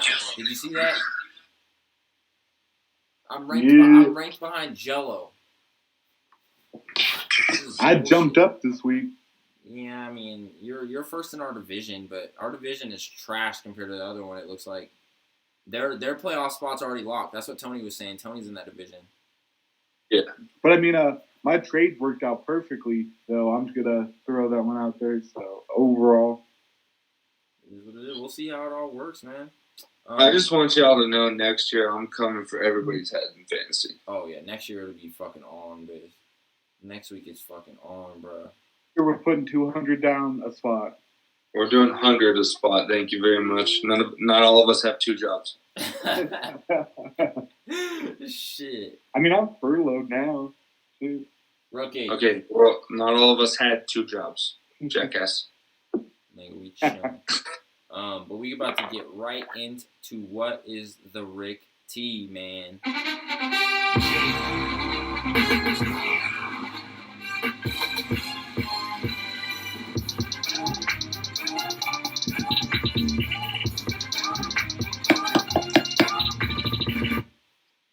Bet.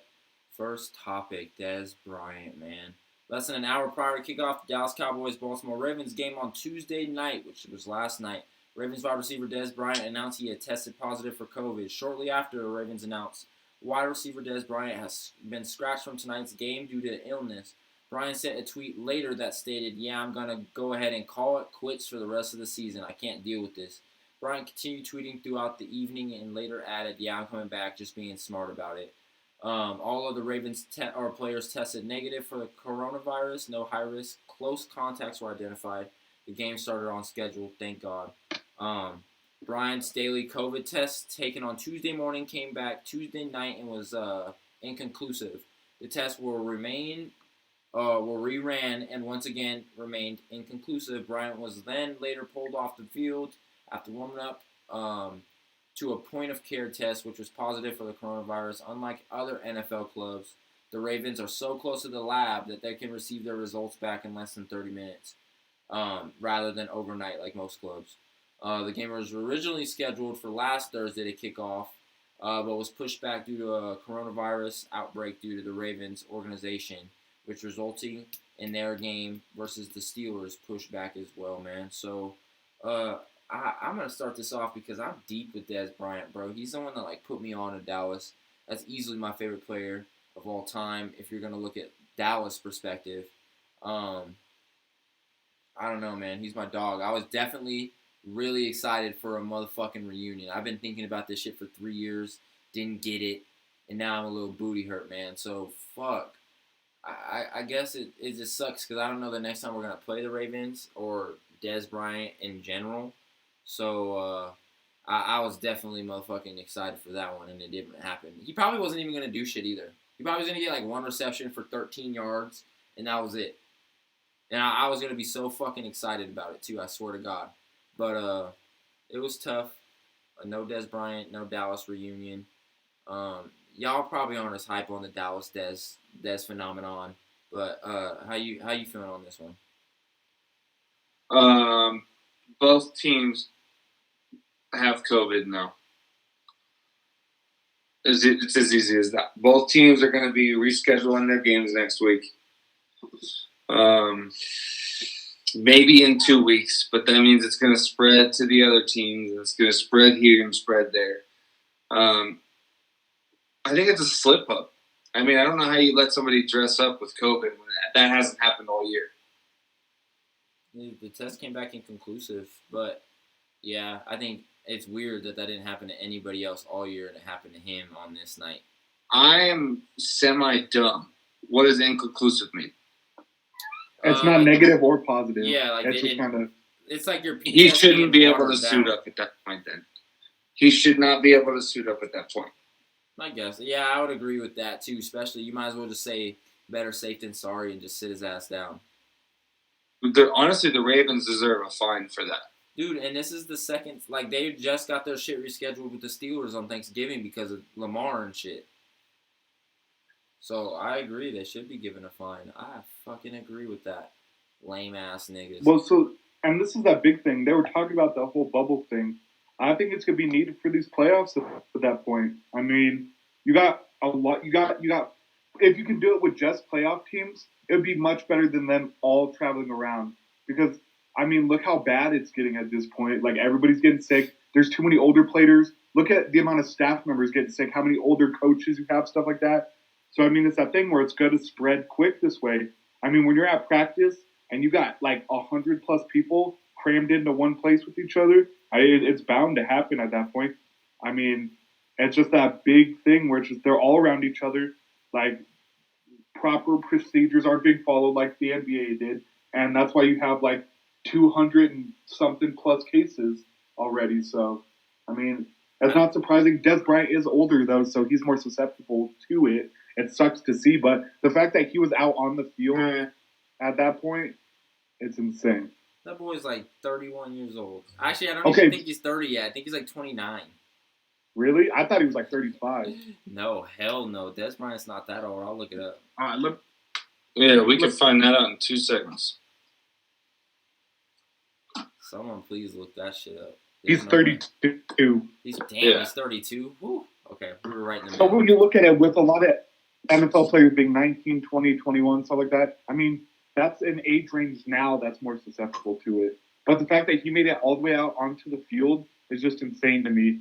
Like, inconclusive just means the Ravens wanted him to play and they thought they needed him, so they said, fuck it. They So wanted that's- they wanted the reunion like I did, man.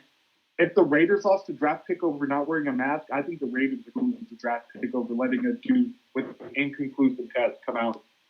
Like, it's just a They risk. should treat that as a positive test. Exactly, because you don't know, so yeah, they should have. Real life. But we'll go on to the next topic, man. It was tough. Love you, Des. Philly special. I'm gonna call this topic Philly special. Coach Doug Peterson is making a necessary switch at quarterback. Rookie Jalen Hurts will start for Philadelphia's Week 14 game against no other than anyone but the New Orleans Saints. Fuck. Hurts replaces Carson Wentz, who has struggled big in 2020 while playing behind a rotating cast along the offensive line. Wentz has been sacked three or more times in 10 straight games played this season, the longest active streak in the NFL, and the third longest season single streak since the 1970 merger. Like, damn. His numbers have suffered accordingly, with Wentz passer rating falling sharply from a 93.1 in 2019 to a 72.8 in 2020. He said, or Coach Doug Peterson said, I have come to a decision that I'm going to go with Jalen Hurts this week against New Orleans. We're not where we want to be as an offense. I looked at the whole thing and decided for this week to look for that spark again and try to get the team over the hump, try to get everyone better, playing better. Carson is like all of us right now. He's disappointed. He's frustrated. He's been a professional through it all, though. He supports his teammates, and that's what you want to see from him, a leader on the team. I know sometimes the quarterback gets a lot of blame, just like the head coach does. It's with the good and the bad. It's not about Carson Wentz. It's not about one person. We know we have issues on offense, and they have been a struggle for us all year. That's where the frustration lies a little bit. But he's been a pro and would expect nothing less. So my question to you fellas is, Jalen said we're going to fuck them up, which I agree. You guys want to kill them. But my thing is, do you think that's a good decision? All right, so this is my big thing with it. With the amount of time Wentz has been sacked here and how much he's been hurried and stuff like that, Hurts is more mobile. Yes, I get it. But it's that line plays like dog shit like they have, and they're just coming out to freaking getting sacked 7 times a game at this point. I mean, Hurts isn't going to get his time to shine. I think he's a better quarterback, but we haven't seen anything outside of college, which is tough, besides the little bit he's played so far. So we'll wait and see, but that Saints defense is nasty. They got so many good players in there. They have 3 players on that team that are in my top 10 on defense. So, I mean, that's going to be a big thing for him. I don't think it's a good game for him to come in. They're not going to win that division. Not with how the Giants and Redskins are playing. They're not going to win. So I don't think Hurts in right now is a good decision. I think they should have just kept Wentz. If they're not going to win, they're not going to win. Don't risk your new rookie quarterback. So we'll see how that goes. But I don't think it's the smartest of choices at this point where they're at. So. It'll be real fucking fun. Tony, what do you think about the switch up? Jello nailed that one in the head. I don't have much to say about that. Bingo. I think it's a good decision, but my thing about it is Carson Wentz is always already on a fat contract, whatever. But my big thing is if you're not going to keep Jalen Hurts in there, no matter how far you get, say they get to playoffs and put Carson Wentz back in there, I think this whole thing is pointless. This whole thing is fucked up, and I think that's exactly what they're trying to do is see if they can get some wins and see if they can get that spark, and if they can, they'll go back to Carson because that's his team, that's who it is, it's his shit, you know what I mean? But my thing also with it is when you get to this point on a team, I feel like either Carson Wentz got to go or Doug Peterson got to go next year. I don't think those two can stay together, and I agree with you, Joe. I think it's got to be Peterson. I don't think they'll let Wentz go, but I think it's easier to find a coach than a starting quarterback like Carson Wentz. I don't think he's good by any means, but he's definitely not easy to replace. You know what I mean? No quarterback's easy to replace in the NFL nowadays. So, I don't know. That's how I feel about it. If you're going to play Jalen Hurts, then fucking play Jalen Hurts. Give him the reins. But I do think the Eagles team might play a little bit better for Jalen Hurts just because it's something a little newer and younger and just different. You know what I mean? So absolutely, we'll see, man. Last topic: the last unbeaten has fallen. Pittsburgh Steelers typically don't surrender big leads, but during Big Ben's since drafting Big Ben in 2004, the Steelers have been 109, 1-1 in games where they led by at least 14 points before Monday. On Monday night, the Steelers suffered their second loss in 17 seasons after leading at least by 14 points. After jumping out to a 14-0 lead over Washington, Pittsburgh was outscored 23-3 the rest of the way en route to losing their first game of the 2020 season. And while their undefeated record against AFC opponents keeps ahead of the Chiefs in the race for number one seed, the Steelers now have a much smaller margin for error as they enter the final quarter of the regular season. Pittsburgh also was unable to join the Chiefs and Saints as NFL teams who have already punched their playoff ticket. James Rossington, the receiver, said, "I feel like we're just kind of relaxed." He also said, "I don't have an explanation right now, but we just have to play better. We can't dwell on this. There's plenty more ball to play." Ben Roethlisberger said, "We're getting to that point of the season where you got to be sharp in all areas. Your whole team and both sides of the ball and all that stuff have to be sharp." So, the Steelers' quest to start a new winning streak starts in Buffalo against the Bills, that team in pursuit of their first division title since 1995. So my thing, Jello, how do you feel about that? I mean, I know you don't like the Steelers. I know you've been waiting for them to fall. They finally fell, and now they're going against the Bills. They got kind of their hard part going in here before the playoffs. How do you feel about that? It's really going to come down to this defense and how players like Minka, players like TJ Watt at that point, how they're going to play, how they're going to step up. I mean, the thing is with their offense, they should be much better. They have one of the best offensive lines, one of the least injured offensive lines in the game right now. So, I mean, that's a huge thing. It's just like, I hope the Steelers fall. I really hope they do. I mean, they haven't done anything to prove to me that they deserve a championship at that point, besides their record. Their record will be their record at that point. But like Eric said before, this is the worst undefeated team we've seen. I know we haven't seen many, but, I mean, still, like, it's not exciting. It's nothing crazy. A couple guys get a couple big catches time to time, but other than that, it's nothing bigger than any other team's doing right now. They just happen to win certain games. They've played a lot of good teams,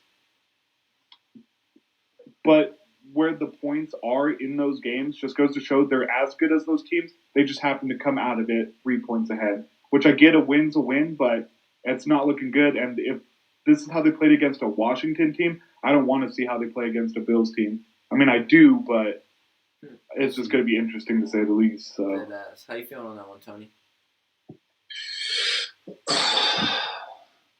I have a lot of mixed emotions. First of all, Mike Tomlin's still my coach of the year. He's just accomplished so much. And honestly, I didn't know that about the Steelers. Can you repeat that stat? 109 and what and what? They were 109, 1-1 in games where they led by at least 14 points. That's nuts. That's ridiculous, right? That is probably one of the craziest stats I've ever heard. You get a 2-touchdown lead and you're in Pittsburgh, you're fucking done. Go wrap it up. That's crazy to me. It's fucking dope. I wish Dallas had stats like that. Yeah. I mean, I don't know. I still believe in the Steelers. I've been saying it all year. Defense wins championships. I'm not going to speak on the offense. Jello already won that argument this week.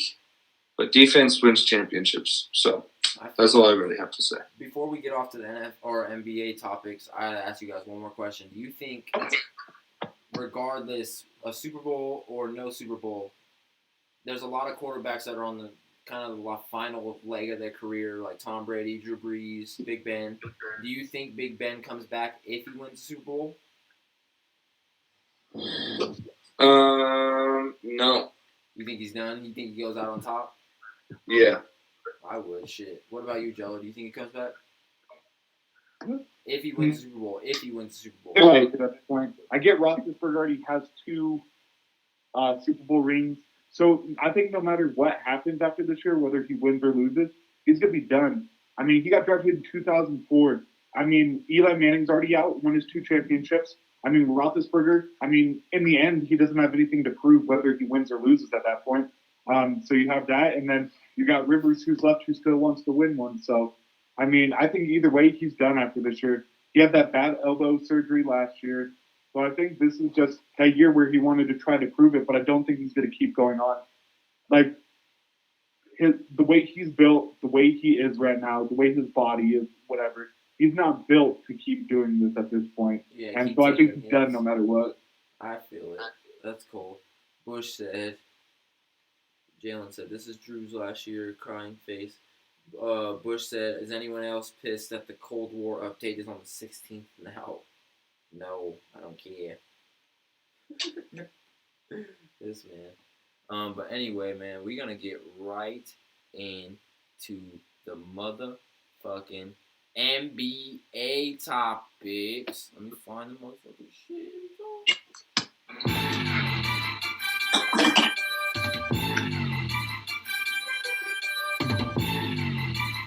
K Squad.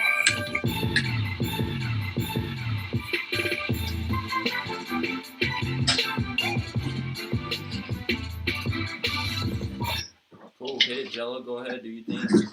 All right, let's get this NBA off to a start. So I got to start with my Nuggets at this point. So with the Nuggets dropping to 7th in the power rankings, do you believe that the loss of players is cause for that, or is it just hate from the NBA? So I'm going to start with Tony on this one, my fellow Nuggets brother here. So what you got to say? It's both. Even now, LeBron is still talking about how the Clippers lost, not how the Nuggets won. So I'm done with the disrespect. I don't even really want to talk anymore. I'm going to just let the Nuggets do the talking for me. So we'll see come this season. Honestly, I don't think losing Grant was a big deal. With the pieces we added, I think we're going to be just fine. Right, exactly. And that's where I'm at it. So that's where I agree with you perfectly. Looking at Grant's stats, Plumlee's stats, and Torrey Craig's, I'm not too upset about losing them with what we kept and what we got out of it for a lot less money at that point. So, I mean, I think that's big. People keep hating on the Nuggets, though. We're not a big market team, so people are going to keep hating. I hate that when they're like, Clippers lost. I was like, nah, Nuggets won. First team ever in history to do back-to-back winning, being down 1 and 3 at that point. Only team to do it twice at that point. So we did it better than what LeBron did that one time against the Warriors at that point. So I think this is the year people stop hating. I got Nuggets on far. I don't think the Lakers are going to be as good as they think they are this year. So we'll see. But Eric, you got anything to chime in on this one for? So, correct me if I'm wrong, but the Nuggets went to 7 and the Celtics are at 8, right? Yeah. But yeah, this whole thing is bogus. This whole fucking ranking is out of fucking whack. I don't understand how the 2 teams that went to the Eastern Conference Finals and the Western Conference Finals that lost are so far ranked down after just a couple moves. For one, you guys lost a good player in Grant or whatever. I'm not too sure exactly the statistics and stuff on him. I'm not a big Denver fan. I'm not a big basketball fan. But when I do watch, I'll tell you right now. I'll tell you real quick. I'm sorry to interrupt you. you're good. Grant just brought energy to our defense. That's it. He's a good defensive player. Yeah. Not even stats wise. It was just energy. Okay. Well, fuck. I don't know. That's obviously a big loss, and you guys feel it, and I feel like everyone around the NBA feels it. But I feel like it's hate. Like, because the Celtics made no fucking moves. No, we didn't lose nobody except Gordon Hayward, who was hurt the whole fucking time. And we didn't really gain nobody but Tristan Thompson's sorry ass. So, I mean, if that's going to drop us out or drop us down, then I don't understand how Boston and Denver are so low. And I know this question's about Denver, but this whole thing is biased for all of us because all of our teams got dropped so fucking low after doing so good in a. Everyone wants to talk about how hard the bubble finals were, but they're not giving Denver nor the Celtics the credit that they deserve. So I think it's fucking bullshit. I think it's definitely hate. But like Jello said, this got to be the year of the proof, man. Denver's got to show it. Boston's got to show it. Every team who feels slept on has to come out and show it this year, and there's no doubt about it. Exactly. And for everybody watching at that point, go watch the Nuggets camp videos. Go watch Bol dropping some highlight reel dunks out there, and that's one person to watch this year. So moving on to the next topic, though, I think this is one Tony's gonna like a little bit. With Harden back at the camp with the Rockets, do you think his intentions of asking for a trade and to get out of Houston was to move Westbrook out to give him his spot back as the king of that team? Ooh, wow. I didn't think about it like that. But here's my thing, is that even on day one of camp, Harden's in Las Vegas partying. So, I mean, even after Westbrook was gone, he still didn't come right back. So I don't think it's directly that. But I think if he does stay in Houston, he's going to be a lot happier with John Wall than Westbrook. True. All right, Eric, I'm going to throw this one to you and throw your beard knowledge out there. So my thing is like, yeah, I can agree with Tony on the fact that if he stays in Houston, that he'll like John Wall better just for the fact that John Wall is more of a yes man to like a partner type player. You've seen him and Bradley Beal do pretty decent together. And Russell Westbrook is kind of a firecracker where you can't really control what he says, what he does, how he plays. You can't tell him shit. You know what I mean? He's just that type of person, that type of player. But no, I don't think that, Jello. Just for the fact that you don't go out there and say bullshit like that just to get another player out. You know what I mean? Like, I've never seen that work. Like if that's the case, then it must have worked literally perfect to what he wanted. I'm going to come out here. I'm going to say I want to be traded. They're going to choose me over Westbrook. They're going to trade Westbrook for someone that I like, and I'm going to be good. I'm going to come back, and we'll fucking call it a day. I think James Harden is tired of fucking getting shut down in the finals and or playoffs and shit like that, and I think he wants to get over that hump, or at least give it an attempt with somebody else to get over that hump. You know what I mean? And not Houston. Right. But we'll see, man. I don't know. I guess it kind of all comes down to, I'm not even going to say the next coming days or weeks. I'm going to say give it a month and a half, 2 months. I say by the end of February, if he's still in Houston, which I don't think he will be, but if he is, then you got me. Like, I'm completely wrong right here. You know what I mean? Right. So yeah, because where I'm at with this was like, I don't know. I guess the big thing looking at this was him reporting back to camp at that point. One, he doesn't have to worry about money at that point. Two, he could take the season off, and it wouldn't be a huge deal for him at that point. So I thought coming back was a big thing at that point. Because, I mean, they got rid of Westbrook, but they brought in Gerald Green again, who Harden does like. Different players they got. But I was just interested to hear more feedback from other people on this topic, because it's just crazy to me. Harden brings this up. Next you know, Westbrook's getting traded, not Harden. And then, boom, I get he didn't show up right away, but now he's back at camp. So it's kind of going all over the place there with him. So, yeah, dude, but to move on to the final topic, this one has me all over the place emotionally on this one.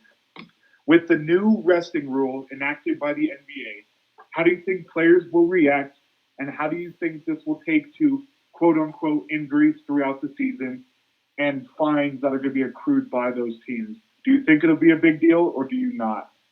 So just for clarification purposes, for anybody that doesn't know, tell them what the rule is. So the rule was for any nationally televised games, players cannot be rested. If players are to be rested during that game, you will face a $100,000 fine. And I think there's one other thing that I just forgot about that goes along with it. So you're telling me if LeBron doesn't play on Christmas, that's a $100,000 fine? Hell if it's yeah. for resting, if he's not hurt. Well, he don't give a fuck about that. Wow. Well, here's my thing: is that it's all about money, and everybody knows it's about money. So the league isn't telling the world something they don't already know. You got to play on nationally televised games, otherwise nobody's going to watch. Nobody's going to watch if Anthony Davis and LeBron sit out on Christmas Day. You know? Yeah. Exactly. And so I guess the big thing with this, so this all started with when Durant was still with the Warriors, because there was a game that people spent a lot of money to go see, nationally televised. No Curry, no Klay Thompson, no Durant, all rested that game. And it's actually the reason why they moved the NBA from 5 games a week to 4 games a week at that point. And I know the big reason here is Leonard saying load management, everything like that, that they need the rest or whatnot. But when you think about it, on that Clippers team for Kawhi, it's not load management. It's just him trying to do more than anybody else for no reason. He could easily move it around and the team would still be as good. So I think this is going to be a good thing. And the fact that it's not the players giving out money, it's the teams that are going to be giving out money is going to be huge. But I think something that's going to come out of this is there's going to be a lot of sore ankles, someone messed up their pinky finger, somebody tripped over their dog and now their left ear hurts. I think there's going to be a lot of stupid injuries throughout the season. There's And going to we be a think- lot of milking injuries. Exactly. And I don't like that. I mean, coming from playing basketball and stuff like that, how can my big ass go out there and play 8 hours, no problem? I get it's a different level at that point. But you're playing your one game. You get a break every time. You don't really see teams playing back-to-back games anymore. It switches off every day. At that point, I get there's practice and stuff like that, but these are supposed to be some of the best athletes in the world, in the best shape at that point. These dudes are 20 years old, 20 to 35 years old at that point. So, Yeah. and if someone's paying me $20 million a season, you bet I'm going to be out there every single game. So, I don't know, never played in the NBA, but that's just my side to it. So, I mean, you guys have anything else to say on that one? No, I agree on that 100%. All right, well, let's move on then. Jalen said that's stupid as fuck and fuck the Nuggets. No, I'm just playing. He's quick on those now. I'm playing. I don't even know what NBA team that Jalen likes. I think he likes the Thunder, but I'm not too sure. Go from a Saints fan to a Thunder fan. Is it the Pelicans? I gotta know if it's the Pelicans at this point. No, I don't think it is. That's like Okay. me though. I'm fucking Dallas and a Boston fan. It makes no sense. And an Oregon fan. You hella throw me off. You're like all over the place. You're building a big ass triangle at that point. I want to travel around the country for my teams. Okay, that's all it is, man. But we're gonna get into a little fun, little quick game of "Tis the Season" of some questions and some answers. So just a couple little deep questions, but I don't want deep answers. I just want quick, little simple answers, and let the cliff hang. You know what I'm saying? So we can think about it, and we'll bring it back up on Wednesday or on Saturday, and we'll talk about it. So we'll go Jello first. Jello, whose NFL career got cut too short? That's tough. I'm gonna give that to Des Bryant. That's it. Okay, I like it. Whose NBA career got cut too short? Jimmer Fredette. Damn, okay. All right. NFL's draft class 2020 biggest bust in the first round. Can you say that one more time? The NFL draft class of 2020, which is this year's draft class, who was the biggest bust in the first round? Jeff Okuda. And actually, I'm going to switch my football answer to Luke Kuechly. I think I'm going to switch it. I feel like that his career got cut too short. Jalen said Megatron. Oh, never mind. We're talking about NBA. We're talking about both, Jalen. So Jalen thinks Megatron's or NFL career got cut too short. I like it. And then whose NBA career got cut too short, Jay? Go ahead and answer that in the chat. Jello said to the 2020 NFL draft class biggest first round bust, Jeff Okudah. And then the next question, Jello, make your pick on who will be more of a bust between Anthony Edwards, James Wiseman, or LaMelo Ball. Anthony Edwards. I like it, and he's the one that got drafted first, right? Yep. Okay, so he's playing with up in Minnesota. Next question, best player in the NFL today, any position. No doubt. Who? Mahomes. Ooh, okay. Best player in the NBA today, any position.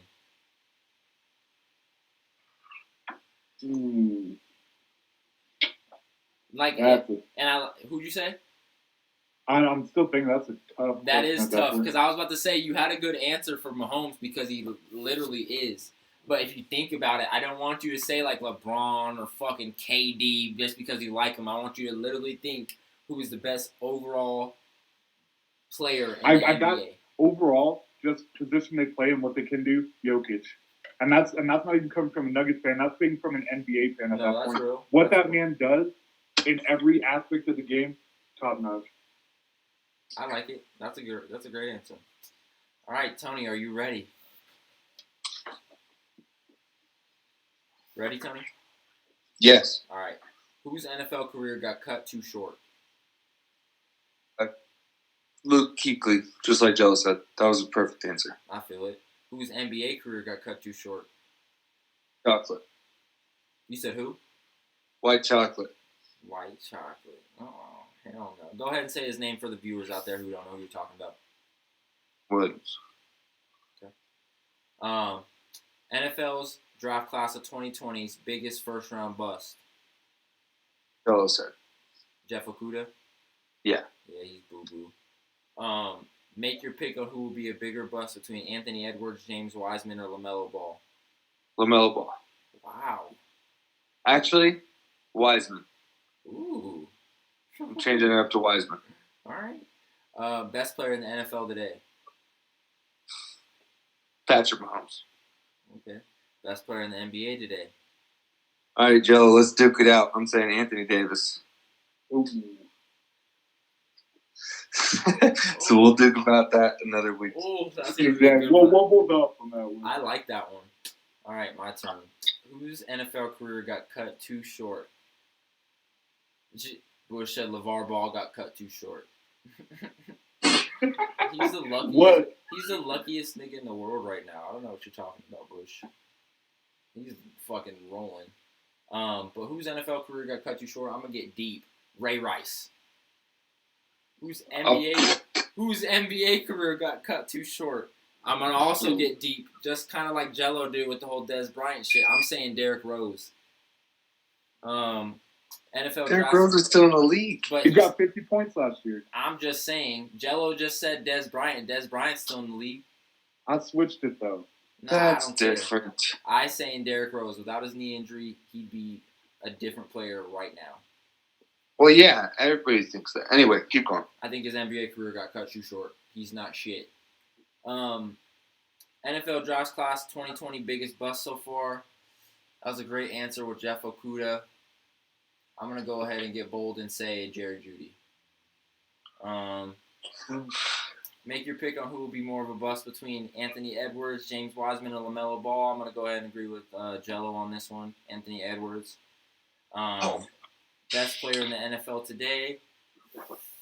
I wanted to go Pat Mahomes, but I'm going to go defensively and stick with what everyone's been saying for the last 3 years. Aaron Donald. Dude's crazy. Best player in the NBA today. And you both had great answers, which makes me want to think big, and then that makes me want to think small. Tatum. Nah, I'm not going to be biased on this one. Luka Doncic. That boy's cold. Yo, I didn't even think about that. I feel so dumb right now. That didn't even top three. So you're telling me that was a great answer? Yeah, Luka's a great answer. Dude, Luka's a fucking beast. Best player in the NBA. You guys think Luka? Yeah, Luka. Definitely over Anthony Davis. At his age and what he does, yeah, Luka. No, end this podcast right now. Oh shit. Nah, for real, end this podcast right the fuck now. Okay, Anthony Davis had to go and play with LeBron and two other dudes to win a championship because he couldn't do it in New Orleans when it was just him. But it doesn't matter about championships. It matters about stats. Jalen said Ray Rice laughing Yeah, fishes. I'm not hype on him. No, bro. And if you want to talk about Luka, what happened to Luka in the playoffs? You mean when he got beat up by Miller? Yeah. Luka Doncic. That's a horrible answer. I'm no disappointed in both of you. No, I it's not. honestly don't want to do the NBA segment anymore. Have you never watched a Dallas Mavericks game and just watched him just? You remember? I when- have, Wasn't but he? neither of you said Steph Curry. What? are you He's talking- just as flashy. What? No, Steph Curry is not fucking 21 years old. Oh, just because you're young doesn't make you the best player in the NBA because you're good for your age. No, I'm not saying good for my age. I'm saying like the shit he does at that age, and he's not even at age of where he's gonna be doing other shit. He's already the best. So player in my not book. the best player in the NBA right now. I just said he's already the best player in my book. That is ridiculous. I think he can cross up anybody. I think he can defend anybody. Blasphemous. No, bro, you're crazy. Luka Bro, Doncic- put him up against Luka. Damian Lillard. Damian Lillard locks him down. Damian Lillard might lose a knee or two. Like Bruce No, said. Damian Lillard locks that fool down. Even Jalen said, I agree. John Wall locks that fool down. Jalen said, I agree. Luka Doncic. Luka. Pull up the stats for Luka Doncic, please. Luka. No need. We're getting into that on Saturday. Save it. That's ridiculous. Y'all don't I even know what am the so fuck you're talking about. You are going to get proven so wrong next week, it's not even funny. And I want a verbal apology. I want everybody to apologize to me. Luka, baby. Luka. We're going to have to That's wait until the season fucking starts, ridiculous. bro. When the season starts, I'll play them games right behind me on the podcast. I swear to God. And I'll just sit here and just, I'll be the Fucking announcer on ridiculous. this shit. Luka. Off the wall tea, baby. Random topics. Starting with you, Tony. What's your off the wall tea? The fact that y'all think... No, I'm just kidding. My alarm just went off, my fire alarm. Oh, I thought that was me scared the shit out of me. You're like, oh no, the kids. Right? Yeah, straight up. Dead ass. That's what we all worry about. But Tony, are you still there? Yes. Okay, you're off the wall tea, sir. It can be anything. It can be about us if you want it to be. No, I'm just playing. Sorry, I gotta open up this fucking... Window. Even Bush said John Wall is getting bodied against Luka. Everyone's on your head right now, Tony. Bush Luka. runs track for a Luka. D3 college. And I do a podcast about the NBA, and I'm telling you, Luka. Luka. Bro, you do not. You do a podcast about the NFL. Jello and I do a podcast about the NBA. And I'm telling you, Luka. And I'm telling you, you're smoking crack in a dumpster. Whoa.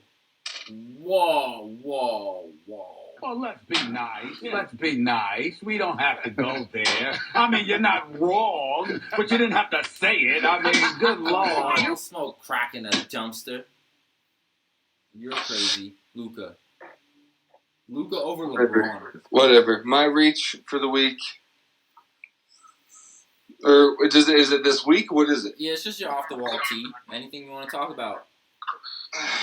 Anything you want to bring up before the show ends? Yeah, I want to bring up Russell Wilson. What is going on? I think it's more of a receiver problem. You think? Yeah, I think his receivers just need to play better. Like everyone started hyping DK up, and I feel like it got like Lockett's momentum down a little bit, and then DK is not doing what he needs to do, and Lockett's not doing what he needs to do, which makes Russell just fucking. I don't know. Russell just can't do shit. Jalen said, "Tony, calm down. Luka's an animal." Say he wasn't. He's just not the best player in the league. I'm gonna play highlights of him all on Saturday, right behind me. I didn't say he wasn't nice. Y'all got me fucked up. He's a really good player. He's not the best in the league, though.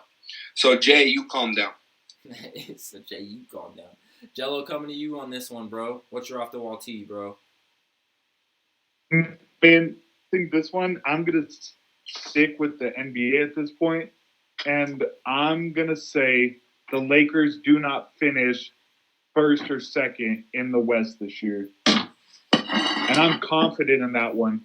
I get they added Marc Gasol. I get they added Harrell. But I think that them trying to play big ball as much as they are is going to be their downfall. Overall, I mean, they lost some players too. I don't think they're going to be as good as everybody said they are. Coming into this, I still don't like this whole LeBron saying he's not getting fouled enough and then ends up at the line freaking 34 times. You know, that whole situation, whatnot. So I think that's going to be a big thing. And LeBron even said, I mean, the amount of time they had, even it being months at that point, was not enough for them to get the season going. So I think there's going to be some kind of bull crap coming up by the end of the year when they start losing. So I don't think this is their year. So I think there's going to be some underdogs. Stop hating on my Nuggets, stuff like that. Watch out for the Thunder. So that's why I'm going with that. Oh, and Tony, I just want to throw this out here. So Jokic was only off points last year by 4 to Davis. He upped him by 0.4 rebounds and 4 assists per game. What about blocks? Yeah, I think AD's got that one in the back. Let me look at that real quick. I'll pull up Davis's real quick. I can already tell you, AD's fucking probably blocked more shit than Luka has in his whole life. It's ridiculous. My off the wall tee, I'm also gonna stay in the NBA, man. I'm excited a lot about some NBA rematches on Christmas, on opening day. Those games are gonna be ridiculous. I know Boston takes on the Nets. I think that'll be good. We're gonna face KD and Kyrie and see that duo in fucking Brooklyn and go against Tatum and Kemba and see that duo again in Boston. And who do the Nuggets play on opening day? Clippers. The Clippers. Oh my. No, we play. So opening day. We're talking about Christmas. Actually, Christmas. Yeah, they play the Clippers on Christmas. Yes. Oh my God, bro, that's a Christmas present on its own. On God. All right, I just want to throw this out here for Luka's sake, just to show his stuff real quick. So Davis's points were 26.1. Luka was 28.8. Davis's rebounds were 9.3. Luka's were 9.4. AD's assists were 3.2, and Luka's assists were 8.8. So he beat him in every single. What about blocks? I knew Tony was about to say that shit too. I was about to say. Luka's Tony's just gonna say, "What about blocks?" Okay, what about steals? What about steals? Luka. So Luka beat him in steals. Yeah, Luka. Luka is also under him in turnovers. Better at free throw percentage. Better at 3-point percentage. Overall field goal percentage is still higher, and the minutes are about the same. Okay, Jello, if you want to try to clown me on Anthony Davis, I can pull up 3 players better than Luka right now. Just say them. Okay. Let's hear it. I want to hear who they are. Okay. I agree. If Damian Lillard pops up, I do like Damian Lillard. I was about to say, someone's going to say Damian Lillard, and someone's going to say fucking James Harden or some weird shit like that. And that's not weird. That's facts. No. Overall game, all-around game, Luka. Oh, that's why he didn't win MVP last year. And he's 21. Give a fuck. He's not the best player in the league if he didn't win MVP. Who did win MVP, LeBron? I'm pretty sure it was fucking Harden. Yeah. Or Giannis. It was Giannis. You're right. That's Oh, bullshit. that's right, yeah. Giannis is definitely better than fucking what's his nuts. Luka? Yes. On defense. All around. Giannis takes 2 steps and he's at the basket. That doesn't even count. What do you mean it doesn't count? He's in the NBA. He has no dribble. He has no shot. He can play defense out his ass. I'll give him that. But He's worked on his shot. It's still not the best, great. but I would better. take Luka any day over fucking Giannis. You're okay. Yeah, Swear. I'm done with the conversation. Swear. Nah. Tony, I swear to God, I'm being serious. Damn, bro, Luka. I'm gonna go ahead and look up some Luka shit tomorrow too. I'm gonna see what people are saying on that guy. Look him up, bro. It's a bunch of 13-year-olds sucking his dick. I ain't 13. But that's literally his fan base. Is all these little high school kids that want to play like him. No, all his fan bases are fucking weird foreign people that's been following him since he was like 9. I'm just telling you right now, Luka is not the best player in the NBA. I'm telling you right now, Luka has championships and MVPs on his resumes already, and he's 21. In the NBA? No. In his Okay, we're talking about the NBA, so I don't care. I'm just saying, he's the best player in the No, NBA. I don't care. He's the best player in the NBA. No, he's not. I think the Lakers play them on opening day. I hope they get smacked. I need someone check that, please. Dallas Mavericks opening day game and Christmas game if you see it. Because I'll bet on that right now. All right. I'll take money on Mavs if they play the Lakers. Shit, that's tough. The Lakers are the only team that like has me like. That's just because they have so much. Bro, you guys are nuts. I guess that's 4 people to your 1. I don't give a fuck. I literally don't give a fuck. And I'm no NBA expert. I'm the NFL expert, and I fucking was right about that one. Lakers play the Clippers on opening day on the 22nd. Dallas does? The Lakers play the Clippers. Oh, okay. Who the fuck does Dallas play on opening day? The Suns. Oh, yeah, I got Dallas all the way on that one. What about Christmas? Do you have that one? Christmas Day. Mavericks play the Lakers. So what are we betting right now? I'll bet $50 on that game. Oh, fuck no. I'm not betting money. I'm down. I'm not betting money on that. I'll bet you $50 on that game, Jello. I got $50 on the Lakers. I'm down. I'll take Mavs. Ooh! The bet. That's cold. I'll just hop in there and put 50 push-ups on the line. Fuck it, I'll double it. 100. Right in your face. No stopping. Okay, well, Christmas is going to suck for you guys when Jello's paying me $50 and you're doing 100 push-ups. Man. So if Dallas wins, do you have to do 100 push-ups? I just paid Jello $50. Yeah, and you'll have to do 100 push-ups? No, you got me fucked up. I'm fat. How about if Dallas wins on the podcast after that? You just have to come on here and just admit that Luka's low-key what you didn't know he was. No, I know what he is. He's a great player. He's a top 15 player in the league. He's the top 2, and he's not 2. Bro, that blows my mind that you actually think that. Like, I hope you guys are messing with me. I really do. I swear to God, I'm not. I'm being serious. I think in All a right. one-on-one battle, LeBron would beat Luka. I think in a one-on-one battle, yeah, a lot of people would beat Luka, including AD, because he's so much bigger. But if you put him on a team, any team situation, Luka. Because he definitely didn't make it anywhere near the finals. No. There's no argument. You want to talk about team settings? His ass was sitting at home watching the Nuggets. Well, if we're gonna put it that way, then let's talk about James Harden and the Rockets.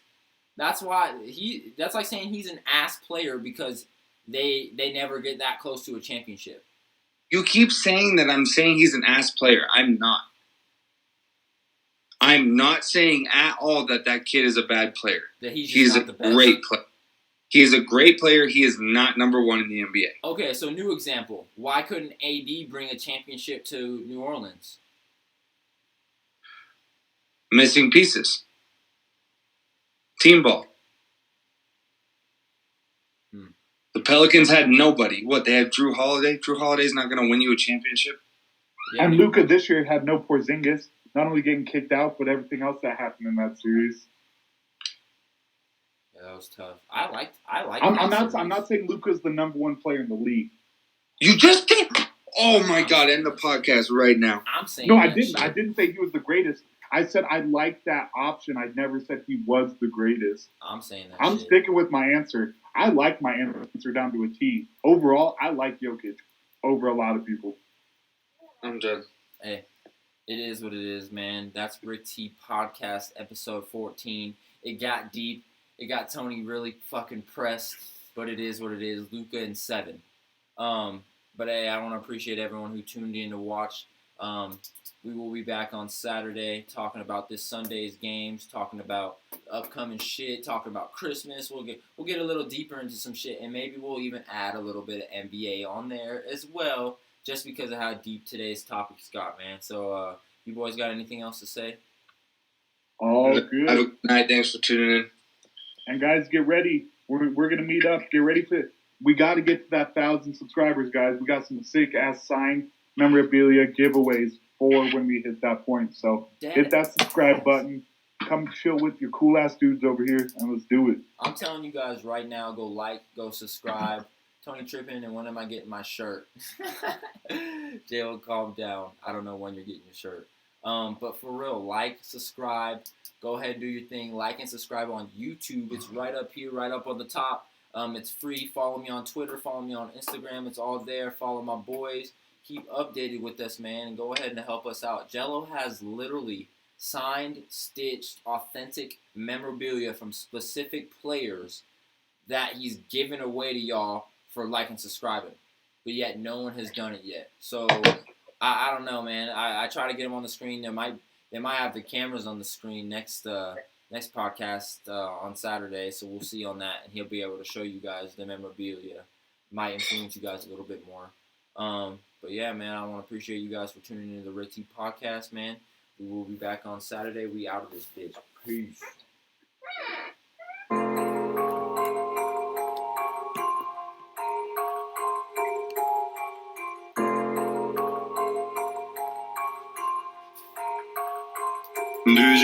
Deja vu, closing my eyes and I pull up shoe. Fast lifetime, I'll get back to you. Late night light, smoke, push to the jour. Get back to you, deja vu. Close my eyes and I pull up shoe. Fast lifetime, wanna get back to you. Late night light, smoke, push to the jour.